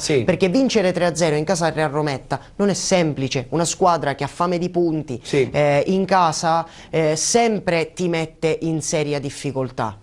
È vero, immagino. Allora, se mi confermate la telefonica con il Presidente, se no la battuta la faccio anche con uno dei protagonisti di questo girone di promozione, Davide Ardizzone, che con il suo Giardini Naxos oggi ha surclassato un quasi disperato Aci Sant'Antonio. Lo ha detto all'inizio, forse vi aspettavate qualche cosa in più, però insomma una vittoria adesso scaccia un po' la crisi. Sì, questo sicuramente ci dà più serenità, anche perché venivamo dal pareggio di Messina col Messina Sud. Sì, ci aspettavamo un campionato più tranquillo, ci stiamo ritrovando in questa situazione, il tempo per recuperare c'è, l'importante è uscire dalle zone basse, diciamo. E questa è la cosa che secondo me potete fare tranquillamente, perché ieri, avete anche insomma, il quadro tecnico della squadra è interessante. Sì, sicuramente, pensiamo di non essere inferiori a molte squadre che sono sopra di noi. Immagino. Ieri abbiamo giocato con l'Aci Sant'Antonio, comunque era una squadra imbottita di ragazzini. Ha un po' quasi chiuso il campionato. Già dalla prossima settimana comunque, Davide, avete la possibilità contro il Calatabbiano, andate fuori casa, però stiamo parlando di distanze anche minime, però a parte il campo di Calatabbiano è molto difficile però. Esatto, però come ha detto Davide, il Giardini Naxos non ha una rosa che è inferiore a chissà quante, certo. Quindi prendere 3 punti lì vi potrebbe dare una spinta in più. È una partita difficile perché è il derby più sentito che c'è nella zona. E anche perché il Calatabbiano ha un'ottima squadra e secondo me potrebbe stare molto più su anche il Calatabbiano. Va benissimo, ok, abbiamo il collegamento con, chiedo scusa, con il presidente del Terme Vigliatore. Presidente, buonasera, Stefano Barresi. Buonasera, grazie a voi per la telefonata. Buonasera Presidente, intanto complimenti perché questa bella vittoria vi permette ancora di agganciare il sogno playoff, che per voi neopromossi è sicuramente un obiettivo che vi onora, no? Certo, ci mancherebbe altro, siamo partiti giustamente come neopromossa per fare un campionato tranquillo, stiamo trovando ora a lottare per i playoff. Vediamo di giocarcela fino alla fine, anche se ci sono le squadre davanti e di dietro che sono agguerritissime. Certo, il Camaro con questa vittoria addirittura nello scontro diretto contro il Messana ha allungato, ma probabilmente voi non state facendo il campionato inseguendo il Camaro, l'obiettivo è totalmente diverso, no? Certo, noi inseguiamo la seconda, che giustamente cerchiamo di non arrivare sopra i 9 punti, giustamente per cercare di fare playoff. Certo, 38 con 32. La Ionica oggi ha vinto e è una partita in meno. Sì, è vero. È già riposato. È vero. E domenica proprio andiamo proprio a Ionica e quindi ci giocheremo tutto l'anno. Ecco, infatti, dico, sarà una settimana intensa perché dovete preparare questo scontro che potrebbe in un certo senso fare da spartiacqua al vostro campionato, vincendo fuori casa o quantomeno tornando a casa con un potenziale anche pareggio, insomma c'è qualche speranza di entrare nella griglia dei playoff. Certo, sicuramente sì, vincendo con un stato positivo, vincendo addirittura ci metteremmo bene per la griglia dei playoff. Certo. Presidente, ma ce lo dico onestamente, lei è contento però di questa stagione della sua squadra? Lei è un passionale, lo vediamo spesso e volentieri nei filmati, sempre in prima linea, non è soltanto un presidente, è molto più che un presidente lì a Terme. Sì, no, senza dubbio io sono molto passionale su questo, non ci sono dubbi perché mi appassiona il calcio, questa squadra di Terme sono di qua e quindi l'ho presa che era un po' mal ridotta l'anno scorso, quindi... Avete vinto il campionattato, siete saliti in promozione. Abbiamo vinto il campionato con tanti record, quindi quest'anno cerchiamo di fare bene, sono strafelice dei ragazzi che abbiamo e stiamo facendo un buon campionato. Il campo in che condizioni è? Perché purtroppo in qualche campo nel messinese purtroppo da noi insomma si piange. purtroppo la struttura è da noi in condizioni pietose. Ma lei che è un imprenditore, perché non pensa insomma di prendere in gestione il campo e magari sistemarlo? Ma abbiamo provato, ma il campo è comunale, insomma, il sito non è facile. Non propenso a darlo in gestione. Che poi tra l'altro perché non dovrebbero dare in gestione quando ci sono persone che sono pronte quasi a investire e a metterlo a nuovo? Vabbè, succede. Infatti, succede. Purtroppo non hanno fatto, c'è l'accesso al credo sportivo, non hanno fatto neanche richiesta. Ho capito. Presidente, allora... Diciamo in questo senso il Comune non ci aiuta tanto. Immagino, ma non soltanto a lei, a molte anche altre squadre. Infatti. Allora, un in bocca al lupo per la partita di domenica prossima, sperando come al solito di dimostrare in campo e fuori il campo che il Termine Vigliatore è una squadra di grande caratura morale, come il Presidente, ok? Grazie, la ringrazio, grazie a voi per la trasmissione e complimenti per la trasmissione. Grazie Presidente, a presto. Stefano Barresi, Presidente del Terme Vigliatore, neopromossa, che domenica prossima a questo punto, Alessio, si giocherà la carta a gancio zona alta con la squadra della Ionica. Sì Ettore, sarà una trasferta complicata, la Ionica ha anche una gara da recuperare, come dice il Presidente non è tanto una vittoria che servirà proprio ad accorciare sul secondo posto, perché si vuole proprio il secondo posto, ma per evitare anche il distacco dei 10 punti. 30 secondi con Ardizzone, come vedi questo possibile scontro Ionica-Terme Vigliatore? Tu li hai incontrati entrambe, quindi sai valutare chi potrebbe effettivamente avere la meglio. Sono tutte e due delle buone squadre, a me ha impressionato di più la Ionica. Noi a Santa Teresa abbiamo fatto, nonostante abbiamo fatto una buona partita, abbiamo perso 3-0, c'ha un'ottima organizzazione di gioco. Non che il Terme non ce l'abbia, però secondo me la Ionica ha qualcosa in più. Va bene, vedremo cosa succederà la prossima domenica. E adesso parliamo del girone D del campionato di promozione, subito il tabellino con i risultati e anche la relativa classifica. Quarta giornata di ritorno, oggi domenica 29 gennaio. Incontri disputati, l'Atletico Catania nell'anticipo di sabato ha battuto in casa a Mascolucia, appunto il Città di Mascolucia, per 5-0, Città di Catania calcio vittoria 2-2, D'Agata perdente in casa contro la squadra di Vettel, Città di Ragusa, per 2-0, Real Città di Paternò fuori casa a Siracusa, vincente 2-1 contro il Real Siracusa Belvedere, Aquile Calatine Rinascita Retina 1-1, Santa Croce Sporting Eubea è stata sospesa per pioggia, Marina di Ragusa Trecastagni 1-1 ed infine Megara Augusta vincente 3-0 a tavolino contro Ladrano. Classifica importantissima perché insomma si delinea sempre di più il quadro finale con 3, forse 4 squadre che potrebbero ambire alla vittoria finale. Città di Ragusa in testa con 47 punti, a seguire il Real Città di Paternò con 43, Atletico Catania 39, Sporting Eubea 31, Santa Croce 30, Calcio Vittoria 29, Marina di Ragusa 28, Sporting Trecastagni 27, Real Siracusa Belvedere 26, Aquile Calatine 24, D'Agata 21, Megara Augusta 17, Città di Catania 14, Rinascita Netina 12, Città di Mascolucia 7 punti, Ladrano come tutti ben sanno è stato escluso e tutte le partite che gioca sin qui nel girone di ritorno verranno date vinte a tavolino alla squadra con la quale avrebbe dovuto giocare. Sottolineiamo importante la vittoria della squadra di testa, che a questo punto non si nasconde, anche perché il Real Città di Paternò è lì dietro, al primo passo falso Alessio potrebbe approfittarne. Sì Ettore, il Città di Ragusa ha vinto in un campo molto complicato quale quello del D'Agata, lo conosciamo bene, un campo molto caldo, certo, quindi le squadre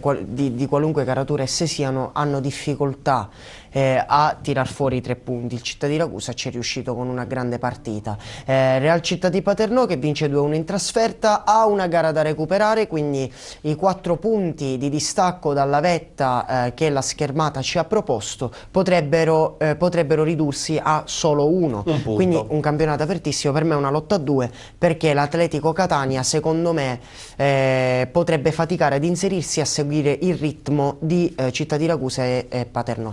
Proprio sull'Atletico Catania guardiamo il servizio di Giuseppe Signorino, vittoria per la squadra di Damiano Proto in quella di Mascolucia, vittoria nettissima 5-0. di Mascalucia regala un tempo al più quotato Atletico Catania e il testacoda del Bonaiuto Somma, quarta di ritorno, si trasforma in una passeggiata per il team ospite che rimane in piena corsa promozione. 5-0 per i rossoblù il risultato finale, gara archiviata nella prima mezz'ora. Mascalucia privo degli infortunati 25 e Gregorio, fuori anche Andrea Di Mauro, Benivegna al centro della difesa al fianco di Campisi, Gianni Di Mauro e Loturco, Billa in mediana con Garofalo, Scuto e Cozza, Giulio Costanzo in avanti con Condorelli. Atletico Catania trazione anteriore con Signorelli, Copia e Sottile in prima linea. Fermarli non sarebbe stata un'impresa così tanto ardua con un atteggiamento diverso, perché dopo la prima opportunità firmata da Billa, che con un destro secco sfiora il palo dopo 5 giri di lancette al termine di un'azione nata da calcio di punizione di Garofalo, l'11 atletista spacca in due la partita con un'azione tutt'altro che irresistibile ma quanto mai efficace. Rinvio dalla propria tre quarti all'indirizzo di Sottile, che si piazza al centro dell'attacco, taglia in due la difesa avversaria e con un pallonetto deposita in rete il pallone del vantaggio. Gol determinante per gli sviluppi del match.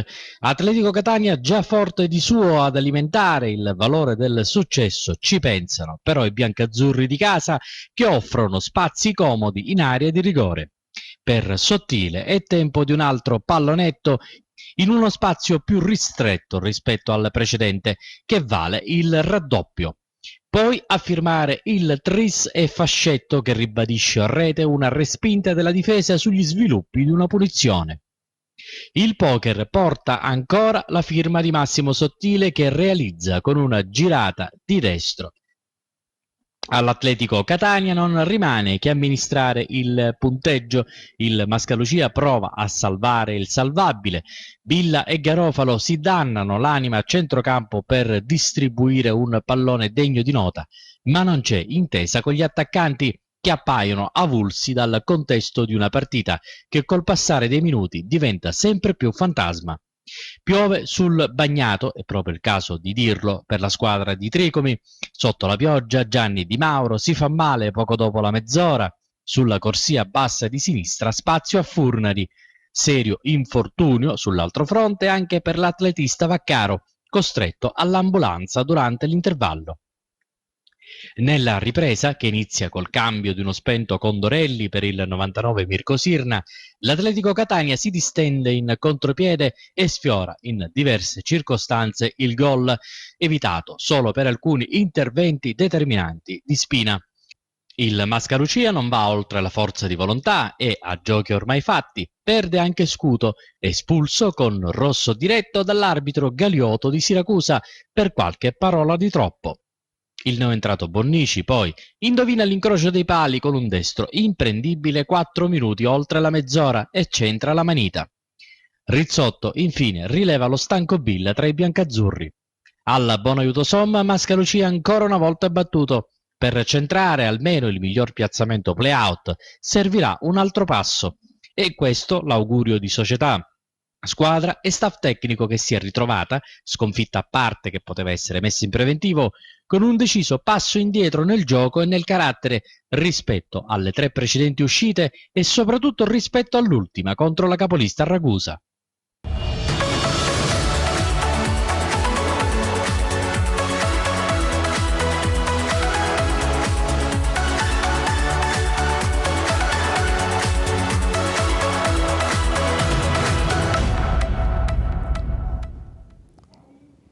Vittoria importante dunque dell'Atletico Catania e adesso parliamo di Santa Croce Sporting Eubea, incontro che comunque non si è disputato perché anche lì insomma ha piovuto tantissimo, il campo era veramente impraticabile. Guardiamo questa intervista anche al direttore generale del Santa Croce che crede ancora fermamente nel progetto playoff, il direttore generale Claudio Agnello. Guardiamolo insieme. Santa Croce Sporting Eubea finisce al 28esimo del secondo tempo per impraticabilità del campo a causa di un acquazzone caduto proprio in quel minuto. L'arbitro Fazio di Agrigento ha deciso di sospendere il gioco mentre il risultato era sullo 0-0. Si è visto un Santa Croce un po' bulico ma voglioso di fermare questo periodo negativo. Siamo qua con il direttore generale Claudio Agnello. Direttore, questo Santa Croce che è ancora annaspa ma che vuole uscire da queste sabbie mobili dopo diversi risultati negativi. Sì, è chiaro che la squadra comunque ci sta mettendo tutto l'impegno possibile per rialzarsi da questo, diciamo, periodo grigio. Oggi purtroppo a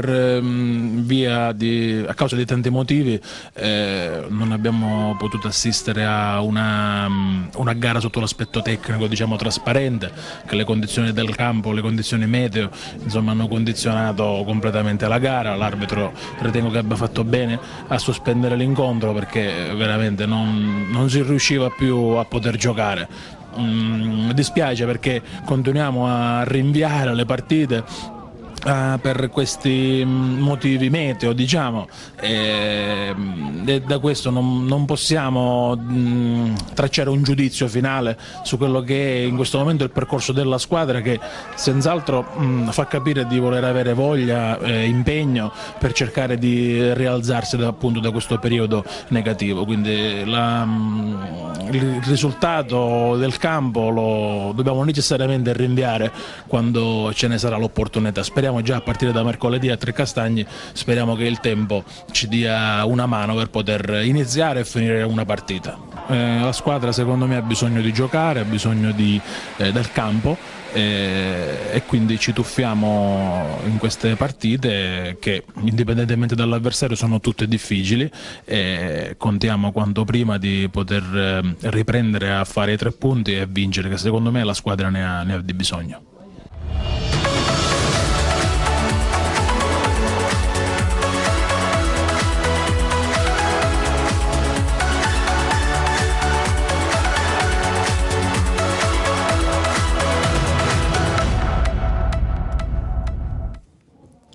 Certo non si è giocato a Santa Croce con quel campo, immaginate quello che è successo appunto con il Camaro, invece dove il campo era veramente impraticabile. Alessio, ha del pazzesco, però può succedere. Vabbè Ettore, che noi non parliamo mai di arbitri per nostra scelta editoriale, però è anche vero che certe scelte sono assurde, perché se sei giocato a Camaro... Il regista non ama inquadrarti.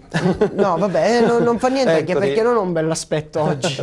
Però dico, a parte cioè, se hai giocato a Camaro in quelle condizioni non si poteva giocare lì. È vero, succede. Allora adesso campionato di prima categoria, perché poi insomma abbiamo un protagonista che conosce benissimo questo campionato. Parliamo subito del girone A di prima categoria e adesso il regista che non ama me non mi inquadra. Sto scherzando, ci mancherebbe. Eccomi qui, quarta giornata di ritorno. Subito il tabellino del girone A di oggi, domenica 29 gennaio.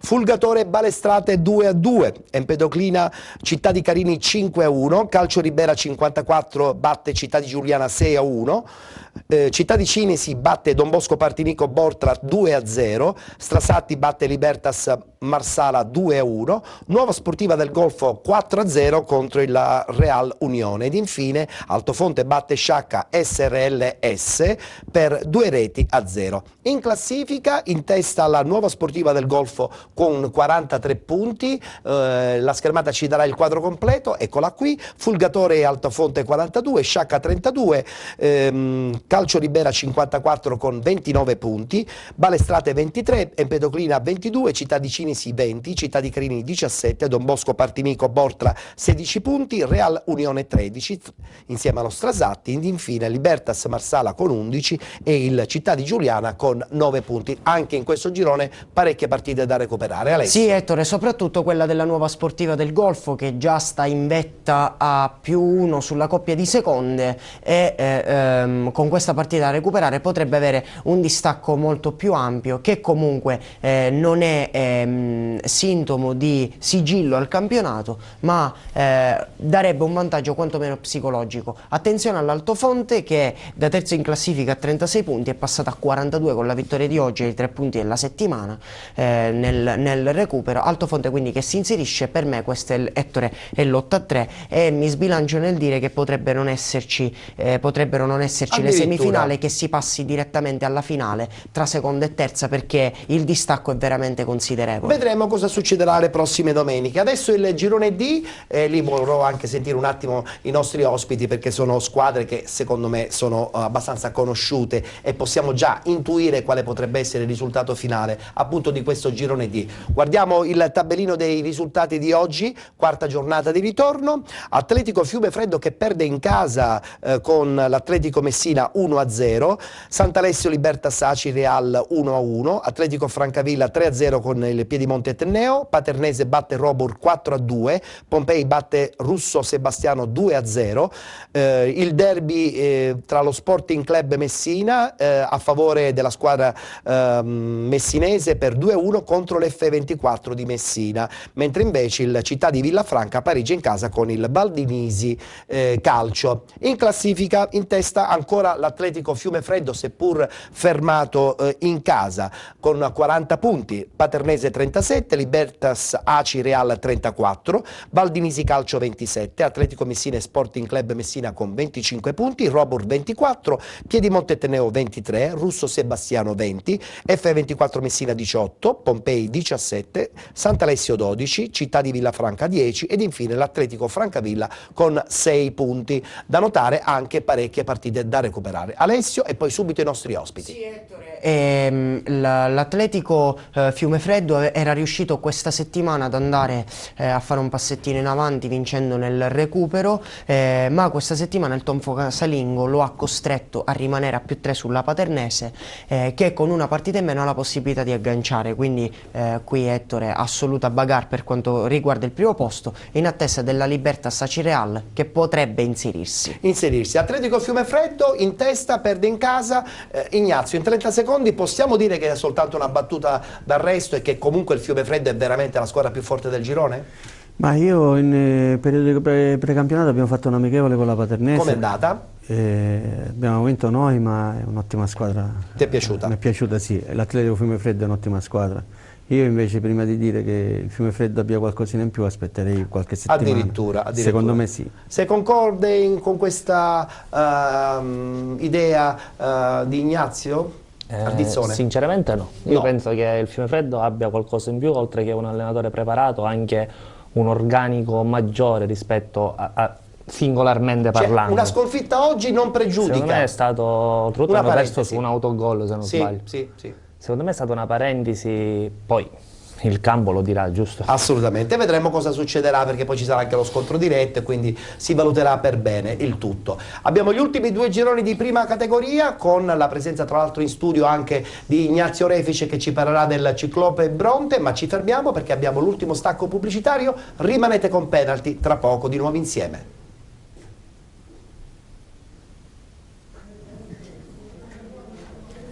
La pubblicità la mandiamo dopo, va bene, non c'è problema. Allora a questo punto parliamo sempre di prima categoria, parliamo del girone E e lo facciamo in questo caso con il tabellino di questa quarta giornata di ritorno. In casa lo Sporting Augusta vincente 5-1 con l'Aci San Filippo, Erg Floridia 5-1, Mario Lapisardi perdente in casa contro il Mister Bianco per 4-2, Acicatena batte Militello Val di Catania 1-0, Real Picanello San Leone 0-0, Aci Bonaccorsi 2-1 nei confronti dello Sporting Priolo ed infine Scordia vincente contro la Tutta San Gregorio di Catania per 2-0.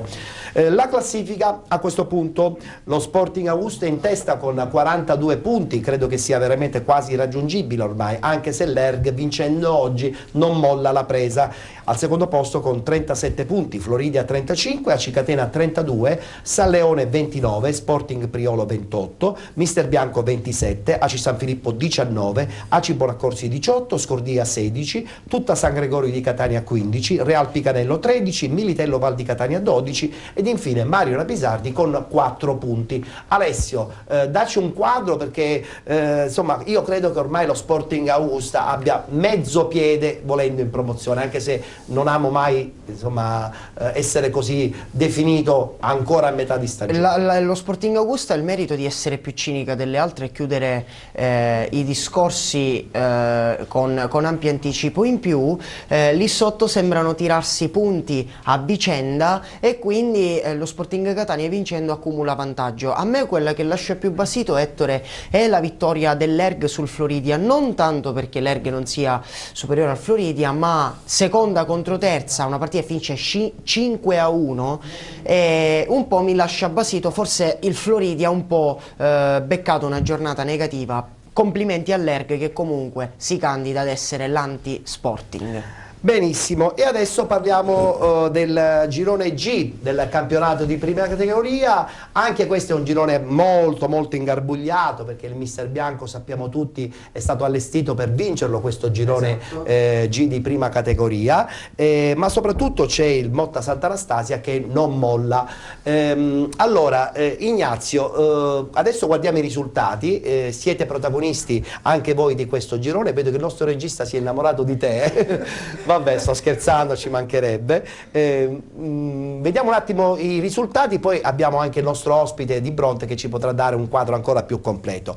Girone G del campionato di prima categoria, eccolo qua, il nostro regista è stato velocissimo. Abbiamo la Gira che batte la Barrese per 2-0, Armerina Branciforte 4-2, Mister Bianco 8-0 con la Catena Nuovese, Maletto batte Città di Nicosia 3-1, Enna batte perde in casa con il Motta Sant'Anastasia per 1-0, Leonfortese Randazzo 2-1, Ciclope Bronte batte Real Adrano per 4-2 e non per 2-1 come abbiamo scritto là erroneamente. Beh, succede.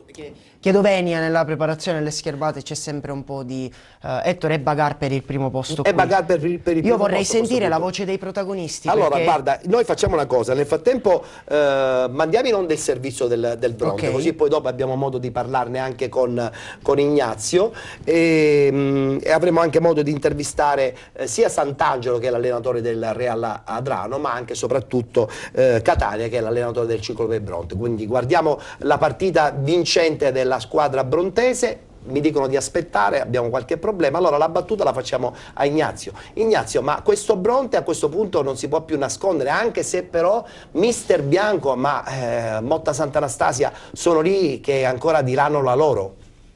Noi non ci siamo nascosti nemmeno l'anno scorso, per questo abbiamo fatto il campionato che dovevamo fare, che cercavamo di fare, perché dalla nostra abbiamo, ne parlavo prima con Davide prima della trasmissione, abbiamo dalla nostra la tranquillità che ci trasmette la società, che non ci mette pressione, che non pretende che noi vinciamo a tutti i costi, quindi questo per noi è un vantaggio. L'anno scorso abbiamo fatto i playoff, la finale playoff persa con il Giardini di Davide e quest'anno stiamo continuando sulla stessa scia dell'anno scorso nell'area risultati. Alla fine del campionato prenderemo quello che arriverà, consapevoli che non avere la pressione per noi è un vantaggio rispetto ad altre squadre che sono state costruite proprio per vincere. È un'arma in più. Allora è tutto pronto per il servizio da Bronte. A tal proposito ringrazio anche Teleradio Ciclope Bronte che ci ha fornito insomma le immagini di questa bella vittoria della squadra di Catania.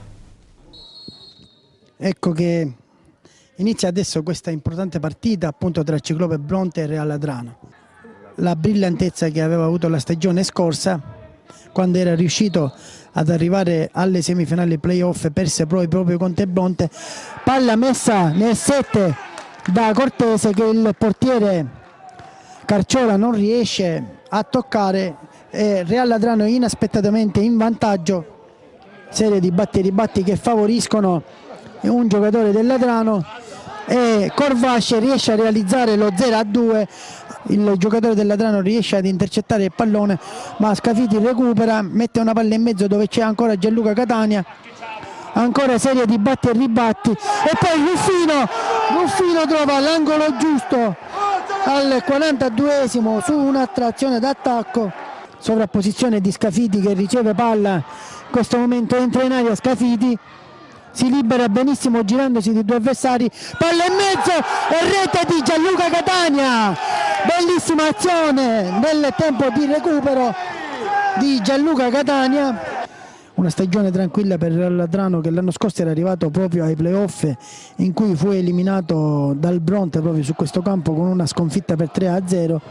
Bellissimo gol di Saccullo, nel frattempo calcio di punizione di Gianluca Catania, palla che arriva a Saccullo che realizza la sua 15ª rete in questa stagione, quando siamo al 16° minuto di questo secondo tempo. Si appresta al rinvio il portiere del Bronte, il rinvio lunghissimo che supera la linea di centrocampo, fermato da Gianluca Catania. Gianluca Catania riesce a servire Marco Saccullo, scambio con Ruffino, palla a centro, Mazzeo in uscita e poi Saccullo riesce a realizzare il quarto gol. Partita che si era messo malissimo per il Bronte, ma che comunque alla fine ha rimesso sui binari giusti, terminata con il risultato di 4-2 grazie ai gol di Cortese al 6° minuto, di Corvascia al 23° e poi la rimonta del Bronte ad opera di Ruffino al 42° e di Gianluca Catania al 46° del primo tempo, completata nel secondo tempo al 62° e al 72° dalla doppietta di Marco Saccullo. Potevamo gestirla meglio la partita, onestamente, sia sul 2-0 dovevamo portarla alla fine del primo tempo sul 2-0, cercando di rischiare, magari rinviando qualche pallone in più e poi ci riorganizzavamo. Purtroppo i tifosi, perché i tifosi spingono la squadra, loro hanno fatto il gol del 2-1, infatti al secondo tempo, quando abbiamo iniziato sul 2 pari, abbiamo ricominciato a giocare. Però certo il Bronte ha dei giocatori forti là davanti, Saccullo, Ruffino, Catania, e quindi in qualche modo riescono sempre a fare gol. Comunque per me è stata una prestazione importante, a parte quei 10 minuti al primo tempo e 10 minuti al secondo tempo, e da questa prestazione ripartiamo, perché purtroppo quest'anno abbiamo fatto un altro tipo di campionato rispetto all'anno scorso, quindi pensiamo al Nicosia, che è sicuramente una partita per noi fondamentale. Sono molto soddisfatto della vittoria di oggi, perché abbiamo avuto una grandissima reazione, non era facile, siamo partiti molto scarichi, loro ci hanno messo in difficoltà con il loro atteggiamento tattico molto aggressivo, ci venivano a pressare molto alti e l'abbiamo sofferta inizialmente. Siamo andati sotto 2-0 e là solo una grande squadra riesce a ribaltare la partita e noi ci siamo riusciti. Credo che oggi sia veramente la vittoria del gruppo. Una vittoria che sicuramente si può anche dedicare alla memoria di quello che è stato un grande del calcio brontese, Tano Scala, a cui oggi i tifosi hanno dato un giusto e importante tributo per quello che riguarda il calcio a Bronte. Sì, sicuramente ci tenevamo oggi a vincere anche per questa cornice di pubblico che c'era e per dedicare questa vittoria, come hai detto tu, alla memoria di un mito del calcio brontese che è Tano Scala. Alla sua memoria naturalmente va dedicata la nostra vittoria e l'applauso di tutto il pubblico presente.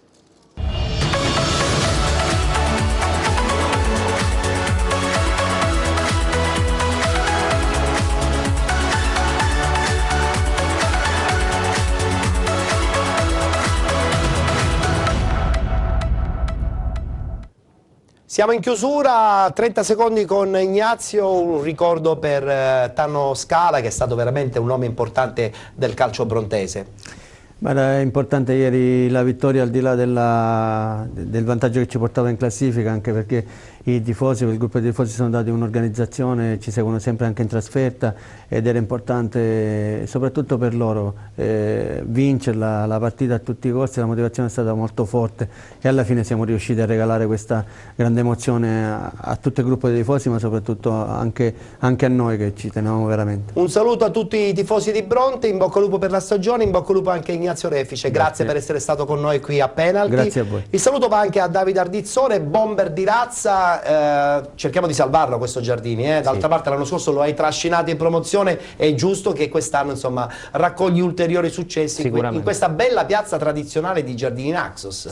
Vive un po' di riflesso con Taormina, però ci può anche stare. Però c'è un'ottima società, una società organizzata e sana soprattutto. E questa è la cosa più importante. In bocca al lupo anche a Davide Ardizzone e io saluto anche il nostro Alessio Patti che si è ripreso dall'influenza, beato lui, e con lui l'appuntamento è per la prossima settimana. Un saluto a te Ettore e a tutti gli amici da casa, domenica prossima. Perfetto, allora io mi congedo da voi ricordandovi che la prossima settimana, domenica 5 febbraio, a Catania si festeggia Sant'Agata, ma noi saremo qui di nuovo su Gold 78 per raccontare la domenica sportiva siciliana, ma lo faremo in un altro orario, cioè tra le 21:30 e le 23:30, quindi mi raccomando, segnatelo nella vostra agenda, la prossima settimana Penalty va in onda tra le 21:30 e le 23:30, ma non vi preoccupate perché poi da domenica 12 ritorneremo come al solito tra le 19 e le 21. Grazie, un saluto alla nostra regia guidata da Giuseppe Giuffrida e vi diamo appuntamento a domenica prossima con Penalty, tutto il calcio di cui il calcio vero non parla mai.